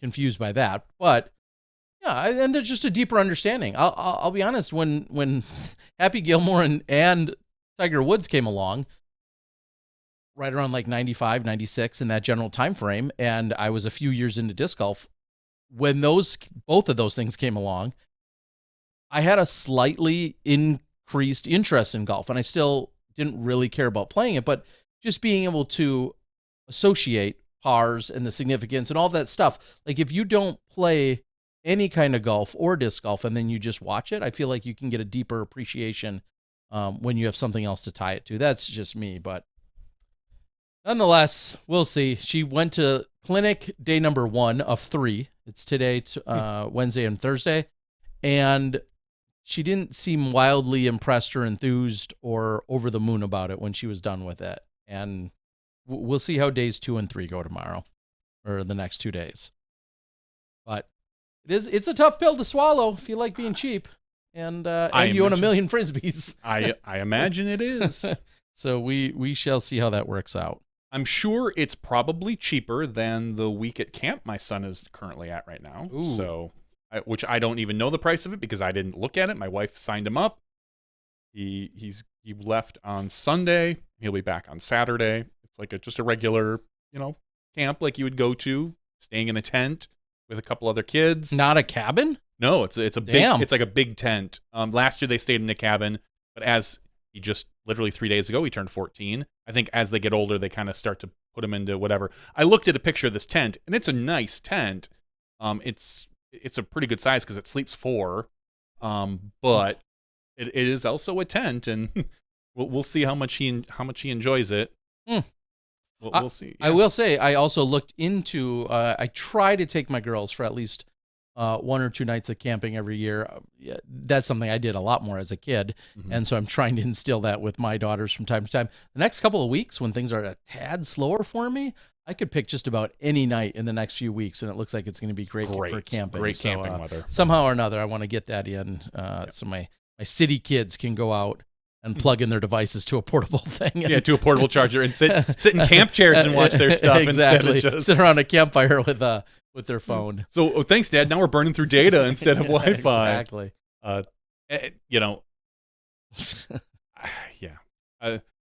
As I was going to say, happy birthday to my boy who's 14 now and 6'5". Yeah, I saw that picture. That's ridiculous. So just again, for our listeners, Johnny V's son is 14 and 6'5". Yes, I am 44. No, I'm 45. Uh-huh. I lose track, and I'm 6 foot. I was 6'6". I'm probably 6'5.5" at this point as I'm shrinking because I'm getting older, and he's getting taller. And I'm going to have to destroy him. What percentage does that put it? He's not. He's off the charts. Yeah, There's I no would think percentage. so. There's no percentage. Average height, 14-year-old American boy. 14-year-old boy. What is the average height of a 14-year-old boy? It says measures 66 inches, which is 5'6" or 5'7", roughly. So my son is only 14-year-old males in the 5th percentile on the average measure 5 feet tall. 14-year-old males in the 90th percentile measure 5'9". So the fact that he's 6'5" is ridiculous. All I kept thinking was he's 14 and he's 6'5". How much more growing can he do? I mean, legitimately a lot, I suppose, but where does he stop? 6'8"? What if he's 6'9"? 7'2"? Then I will kick myself for not getting him into basketball. Okay. 7'2". But I don't know. I don't know when it ends. Yeah. He's starting August 15th. He starts volleyball for high school. Which he should have some distinct advantages at. He's mildly coordinated. Not great, but he had asked me, he's like, well, do they have cuts for volleyball? I'm like, I don't know if they're doing cuts at the high school level or if they're going to do varsity JV. I said, it doesn't matter if they have cuts. Even if you're mediocre at playing, he's only really played in gym class. I said, the coach is going to look at you and all he's going to see is potential. I said, there's no way you're getting cut because you're one of the few kids that can just literally stand there with your arms up and be well over the net. Yeah. I said, so you don't have to worry about cuts. But it's one of those things. Yeah, he's not made for basketball. I know that. I've watched him shoot a few times, and he's not great. Not so much. He's not horrible, but I mean, at that age, the kids have already been playing tons of basketball, and he's just not. It's never been a thing for him. But volleyball, we'll see. Volleyball and swimming, we'll see what he does here. Okay, well, Dustin says all he's going to do is be center blocker. That's fine. If that's what works. If that's where they put him and he can be useful there, then it'll be great. All right. Well, this might only be timely based on when you're listening, but real quick, I want to read off our President's Cup, which is going to be, as we said, taking place probably in about about 8 hours ahead. So probably in about another 2 or 3 hours from now. Would be my guess. But I'm going to quickly just read down the list and tell me your thoughts. Team USA captain is Nate Sexton, Katrina Allen, Missy Gannon, Chris Dickerson, Calvin Heimberg, Paul McBeth, Eagle McMahon, Ricky Wysocki, Isaac Robinson, the reserves being Sarah Holcomb and Matt Oram. Sounds like a weak team to me. Team Europe captain is KJ Nybo again, and Hannah Blumros, Kristen Tatar, Nicolas Antala, Jona Heinonen, Oiven Yarnes, Lori Lettinen, Vaino Makila, Jakub Samarad, with the reserves being Evelina Salonen and Jesse Nieminen. It's no longer a slam dunk landslide, right? It's not. You're right. Because every one of those guys could beat every other guy, and every one of those females could beat the other females. Like this is not lopsided like it used to be. Correct. In my most polite way of saying that. It used to be where it was just like, cool, how much is America going to win by? How much is the U.S. going to win by? This could be the year. What is that going to be like if Yeah. I mean, if Europe wins, they should rub it in our faces because that's their style. with yes, exactly, Yes. with the least amount of dignity possible. Yeah, I could just imagine the raunchiness coming of Kristen Tatar now, right? Like she's just gonna be. I mean, she should be on stage like "suck it," like the old WWE thing. Like, yeah, that's exactly what we should expect from that. That's what I European expect team. from the Europeans. It would be hilarious if they had like a whole dance prepared and Yes. just like this whole. Yeah, it's not gonna happen. No, it wouldn't. That won't. But that would be. But great. there could be. So let's put it in perspective. I still think the U.S. is favorite. I think you have to sure. look at that and say they're a favorite. I do think there is a chance that the Europeans pull an upset, but it's not as big of an upset as it was, we'll say, 8 years ago. Correct. Or 6 years ago. And I'll be the first to admit, I don't know. I didn't click on anything, but I think this has been like 10 or 11 or 12 years that the U.S. has won this. Mm-hmm. I'm sure if I scroll around a little bit, I could actually probably find it. But we're going to say this, and somehow the U.S. is going to like just wipe the floor with them. Which I'm could just happen. saying this could be okay. Since the event has started, it pits its team. Blah blah blah. The 11th President's Cup will go down tomorrow. So yes, that is 10 years, 10 times that we have seen Team USA take it down. And then it says Europe will field what's perhaps its strongest team ever in 2023 and is hungry for their first. I'm just plagiarizing udisc.com on their blog right now. But anyway, I knew it was out there somewhere. And what a good guess. It was 10. So 10 times. Man. A little bit of pressure ramped up to the favorites in the U.S. of like, we've never lost this. You don't want to be on that team that's like, oh yeah, I was on the first ever losing team. Yeah. But it's become more practical, possible. We'll see. Anyway, so good luck to all competitors. And yes, when I wake up, I will say this: your who European won. team, if you win, I want you to get all raunchy and nasty. I want it. Yep. I'm here for it. Yep. I won't hold it against you. Nope. I think if your the pass. U.S. wins and rubs it in, that's poor sportsmanship. Of course. But if You Europe, stupid Americans, stupid a-holes. jerk Americans. But if Europe wins, I give you permission. I mean, I want you to drop the moon on somebody. I want. No, you get suspended for that. It's not a sanctioned event. Actually, it might be. No. But I'm just saying, I want you to like just tattoo the trophy on your arm, and every time you walk by an American, just flex. I want you to after you check them, after you shoulder check them. check them. I just think this is the opportunity, Europe, for you to rub it in if you win. I'm here for it. Yeah. So anyway, we'll see how that all unfolds. Best of luck to everybody there. And I will say, on top of that, it is awesome to see all of the people that enjoyed Norway. No surprise, because of what's to offer there. And then hopefully everyone continues to enjoy this European trip and over there in Finland. Yeah, I do need some international travel now up in my life. A little bit more. Dustin Murray asks, why am I going to Pensacola? I'm going to Pensacola for work. We closed an office there, and we had, technically, I think we had the lease for another couple months, but then suddenly they were like, hey, we can rent this out if you get your stuff out.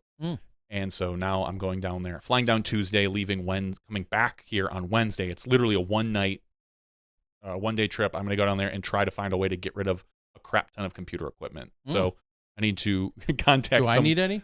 Probably not.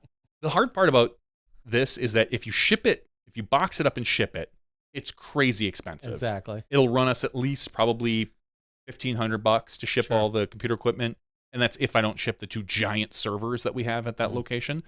And last time I did that, I still came back with 2 cracked monitors out of like 10, even though they bubble wrap them really well. I watched them do it. They still, just based on how they're probably tossed around.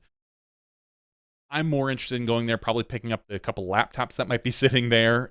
And then the monitors, man, if I can get rid of those somewhere, if I can donate them somewhere in Pensacola, I might have to reach out to Tina and see if she knows of a local place that would maybe take this stuff. because some of it is still probably really good equipment.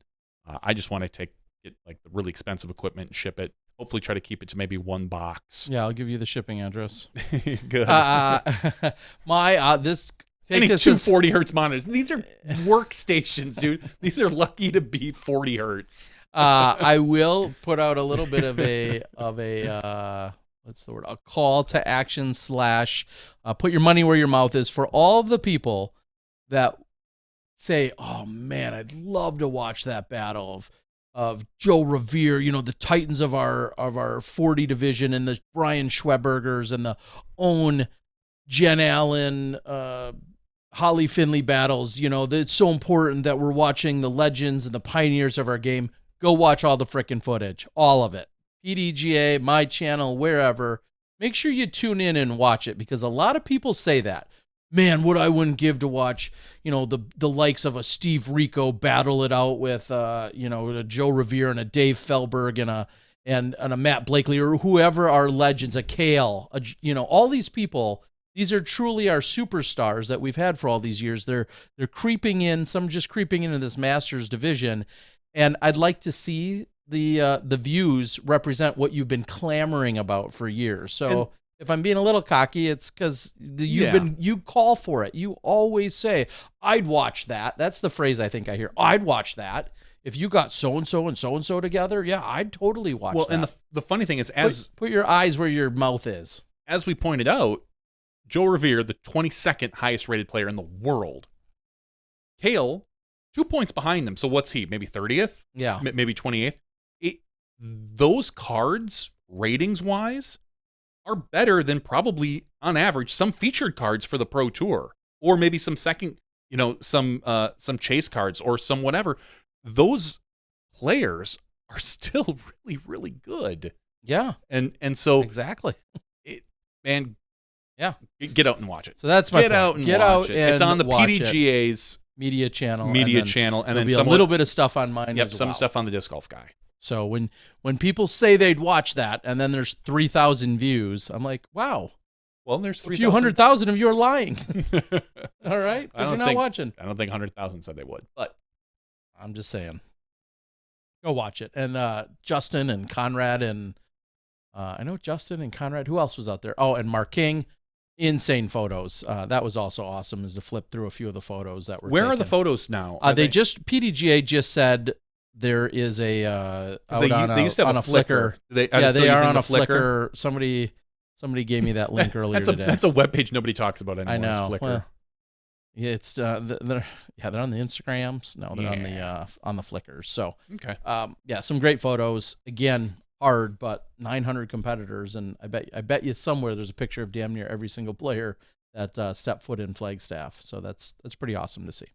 Quick side note: as I was leaving town on Sunday from Flagstaff, I had to get back down to the Valley, I think they call it, where it's 118 frickin' degrees in Phoenix. Just gross. It is gross, and there was some construction on I-17, the main interstate to get you from Flagstaff down into Phoenix. And it was almost the exact same time with construction for me to go the Sedona route. So the first time in my life, I was able to go I don't know if that's Highway 189. It doesn't matter. I went that route, and I didn't get out for any pictures. I couldn't really take it in because then I became on a little bit of a time crunch. But what an awesome treat. And I think that was probably one of the bigger takeaways from the Masters Worlds was the amount of people that went to both the Grand Canyon and or down to Sedona during a day. They had one round of golf. So whether it was in the morning or whether it was in the evening after the round or before their round, a lot of people got to go take part in some of that adventure and that those sites. And I think that's just such an awesome bonus on top of being here for a world championship. So and as you said, just to be very, very clear, the YouTube page is PDGA Media. Yes. PDGA Media. Yes, PDGA Media is where it's all at in terms of all the post-production of MP40, MP50, and FP40. And then I have a few montages and then a ton of interviews that are all going to be released. So get out there and take in the action. And you can watch the wrap-up shows with Terry Miller on. Yeah, that too. Me and Grant having a good time. Grant Zellner, such a phenomenal host and great guy to be with for the week as well. Wait, they use the same picture Oh, come on. You couldn't have Come taken a on. new picture That was, I for wore a day 4 different and day shirt. 5. I on. know you were wearing a different shirt. Yeah, I had plenty of different shirts. All right. Aaron says, Terry, the mothership was waiting for you. What's the mothership? Maybe in Sedona, where Area 10738 or something. Where's the footage been days for MP40? Yes, as you're asking, it's all on PDGA Media, as Johnny just had stated. I have a picture of both my kids with Terry at Flagstaff. Carney, am I officially? I'm not doxing you. Am I officially calling you out as? Are you married to Jamie? Am I putting 2 and 2 together here? That'd be my guess. Because Jamie's daughters said, we need a picture with you because our dad's a big fan. So, thanks. I think I'm getting older, which is probably fine. I didn't dox you. Okay. All right, Johnny. Johnny's getting ready for our giveaway. Oh, That I'm will ready. be one of the last features of the night because we're going to have 2, as he just said. Christopher Meyer just reached out to me, said his is still in need, and I got to double check. But Chris, I hear you. Thanks for the email, and we'll get something out to you, especially since I'm going to be shipping out a couple of these sweet items as well. So I'm on it. I want to bring up a quick point, too, that Johnny kind of mentioned to me yesterday, so I'm just passing it along. There is a chance, as Johnny has told me at least, and I believe everything Johnny says because that's the smart thing to do. As you should. Johnny V had updated me that there is a potential here for a UPS strike, and that means a lot of things to a lot of different people, but because we're here on a Frisbee podcast, I'm going to tell you, if you order 100-count cartons of my disc in a box, as in my shipping boxes, I ship them generally via UPS. And if there is potentially a strike as early as next week, stuff could go sideways. And we all might have to find different solutions. So I'm just going to say it now. If you're thinking about restocking on my disc in a box shippers and or poly bags that go with it, 2 mil or 4 mil, I got you. Reach out ASAP because let's get these shipped out to you now, ideally before a strike. Hopefully a strike doesn't happen. I don't know what any of the details of the politics behind that or the struggles, but yeah, I'll be selfish and tell you, get your order in now so that I can get you your boxes. I'm looking and they're saying the deadline is July 31st for the new contract. So, all right. And Aaron's saying they won't strike till the end of the month. Either way, yeah, you're right. Let's get it. Let's get it together. Aaron also said, Terry, did you play in Flagstaff back in 05 and 06? No. I competed in Flagstaff's Pro Worlds in 03. One of my better finishes, I think I tied Yeti and McRae for 40th, and that was cashing. And then 2 years later, when I came back to Flagstaff, I was part of the PDGA's, I don't know, not entourage. You were a marshal, right? I was a marshal, which was just kind of a brand new, I think I got paid $35 a day to walk around and help make rulings on the course for the entire day. So Disc Golf Rich. Disc Golf That was my first deposit in the Disc Golf Rich Bank, for sure, to get paid $35 a day. It was a brand new program, and there was like 2 PDGA employees, and now we have like 20 or 40 or 60. So, yes, it was the early days, but I was there in 05 as a marshal and wouldn't trade it for the world. I also got to see James Conrad's dad this last week as well, who was I don't see too often. So that was pretty cool, just as a quick side note. It's fun. Because James Conrad was at the 05 AM Worlds, I believe, which none of us knew at the time, along with Yuli and a bunch of others. Mm-hmm. So, little throwback. Patreon.com/SmashboxTV. That's where you can be eligible for our weekly giveaway. Like I said, tonight we're doing 2 giveaways because we skipped one 2 weeks ago, but we did one last week. But thanks, Glenn, for reminding me. Thank you, Glenn. Make sure that we're all up to date for as little as $1 a month, but that gets you entry into our weekly giveaway. For $2 a month, you get your name on the credits. For $3 a month, you get the yearly support disc at the end of the year. For $5 a month, I'll get you printed up on one of these little studio minis that we show at the beginning of our show, and they're our favorite people. Plus, you get the disc. Plus, you're eligible for the giveaway. So everything cascades down. Yep. It's our pyramid scheme, right? Yes. That's what it's called? Yes, and we are getting rich quickly on it. 463 episodes later, we are getting rich very quickly. That's why we're still here. Yes. If you just get 5 of your friends to sign up, and then the next week they get 5 of their friends to sign up, it's going to be great. I don't like to call it an MLM, but you want to be on there early. All right. This week, we have 140 people eligible for our giveaway. I'll meet you at Starbucks for a coffee. We'll talk about it. Yeah. Or in our case, McDonald's back in the day. It was McDonald's. That was pre-Starbucks. Oh my gosh. I just remember, and I think I've told this story on the podcast before, but Fox Valley Open, we were at Tallulah Park. Some random stranger just comes wandering up and starts walking with our group. And I was like, oh, hey. And he's just like, oh, I've never seen this before. And I forget, it was probably, God, what event was it? Probably Fox Valley Open, I would imagine. And yeah, if it was at Tallulah. Yeah, it was at Tallulah. Sure. And so he walked with us for like 7 or 8 holes. I chatted with him. And like, wow, you're my first disc golf fan. And he's like, wow, you know, I really enjoyed walking with you. I enjoyed chatting with you. I've got an opportunity for like a job. And I was like, oh, cool. He's like, would you like to just kind of have a quick chat at McDonald's in the next day or two? And I was like, yeah, sure. Why not? That sounds so interesting. Yeah. I think I was probably 19, maybe 20 at the time. Didn't know anybody. I get home and the first thing my mom says is like, oh, that's definitely Amway. They're definitely going to try to get you to sell something. I was like, no, this guy, he said it was a job. So cool. It was like, whatever. And sure enough, like the next day, I meet him at the McDonald's. Mm-hmm. On Ballard? Yes, on Ballard. Yeah.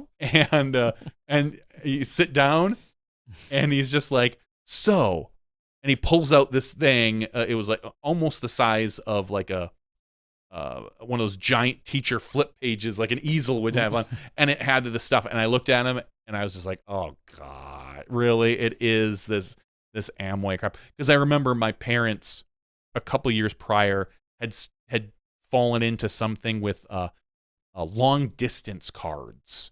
Oh yeah, those are a good one. I think it was called Excel. I think it was literally Sounds Excel. about right. But it was just, and those I remember are only almost as good as the pharmacy cards. Yes, and I remember just thinking at the time, like, God, how can you be so dumb as to like fall into? Because they were literally trying to sell them too. Like, oh no, if we sell these, and I remember thinking like, it's just a marketing scheme. Why would you do that? And then I can't say I almost got played into it, but I did fall for at least the initial meeting.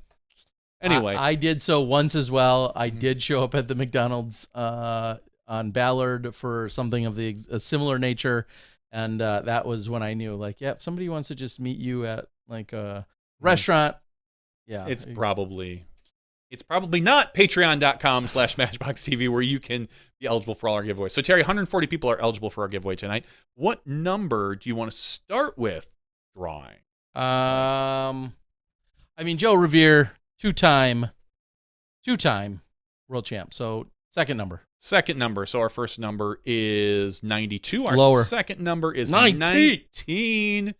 19. So 19. I sorted them by email address. Ooh, I like this. So 19 is Chris Pye. Congratulations, Chris Pye, whose email starts with c.pie. You've been a long-time supporter, and we very much appreciate it. And I don't recall saying your name for a while. Is he in Australia? QLD. Is that Australia? Queensland? I don't know. AU would make me think Australia. It would be Australia. Queensland, Australia. Funny enough, somebody reached out to me about some Australia action. I might have to hand deliver that. Smashbox can pay for that. Can I write that off on Smashbox? Can you write that off, like the flight? Just the flight. I'll take care of the allotment. I'll have to go with to verify, but okay, that's how all right. Work. So then maybe a hand delivery. It might be cheaper. I was gonna say it depends if UPS goes on strike. That might be cheaper. All right, Terry. Our next number. Do you want to do the very next one? Do you want to do? No, we got to do it 3 times. Owen Scoggins is now the 3-time FP40 world champion. So all right. 3 times for Owen Scoggins. 103, 90, and our winning number is 13. Way down there again. 13. So 13, I'm going to scroll. Aaron, good night. Thank you for joining us. Appreciate it. Tige Spain? Tyge. Tige Spain. Congratulations. Thank you. You're the winner. So I will send this information over to Terry Miller. we will. He will probably reach out to you because especially because I don't have any. We do have Chris's address, assuming it's correct, over in Australia, but we do not have Tiggs. Is Queensland a place in Australia? Yes. Okay. It is. Yeah, good. I knew that. I'm second guessing myself. Okay, I knew Queensland. That's all. Like when I saw QLD, I for some reason thought that was the country code, but then I'm like, no, that's not it. See, yeah, I flew right into Brisbane, once. So yeah, I'll just go there again. Just go there again, Terry Miller. That makes perfect sense. Luke, Kinga, can one of you guys pick me up? Yeah, just like you did last time. Yeah, I'll fly into there. I've also, oh yeah, because the championships were in Canberra. Canberra? It's Canberra. Canberra? I don't know. I was in some country. All right. Do we have anything else we got to worry about? I don't know if we do. What time is it? It is 11:49. They haven't even started. What if we go to UDisc Live? I'm guessing they're going to be hopefully hosting President's Cup. There's a little click-a-roosers. And I don't know if it'll tell us anything about a timing. It doesn't. It shows all the details out here. It shows 58 degrees, 7 mile per hour wind, kind of breaks down some scoring, which has to be a massive nightmare that they probably figured out years ago now, but a massive nightmare for UDisc just because scoring is so unique for this particular event. I think they should be used to it. Round 1 is now. stroke play by card. Round 2 is match play. You guys can figure it all out. I'm not about to read it all to you. You'll get it figured out. But best of luck to all of them. Yeah. I'm looking at the email I was sent from Mo, but it does not have call times on there to know what time that the control room was going to get in. Who's going to be where at what time as well. Yep, Either way. That's a different email. Enjoy the President's Cup. Enjoy the European Open. There may or may not be some kind of silliness. I can't say a companion stream is something I would do, but who knows? Maybe there's a reactionary drop zone or something, or who knows? Maybe me, maybe Johnny, maybe the both of us. Anything could happen. Yeah, we'll see how it goes. And Europeans, remember, if you need any help talking smack after you win, call Terry and I. We'll give you some good inside scoop. We talk all that trash. Yeah, I mean, if you want to know details about some people's moms, Terry's the guy to talk to. Wait a minute. Your mama so jokes. We can do a lot. We'll make it happen. One way or another. All right, everyone. Seriously, thank you so much. Joe Rovere, I'll repeat it, was such an incredible guest. If somehow you didn't listen to that already, you certainly should go back and listen to him. It was great to have him for the first time ever.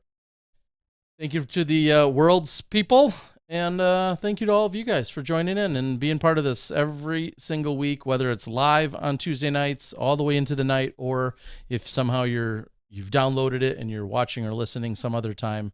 We certainly do appreciate you as we keep rolling on to that crazy number of 500 episodes.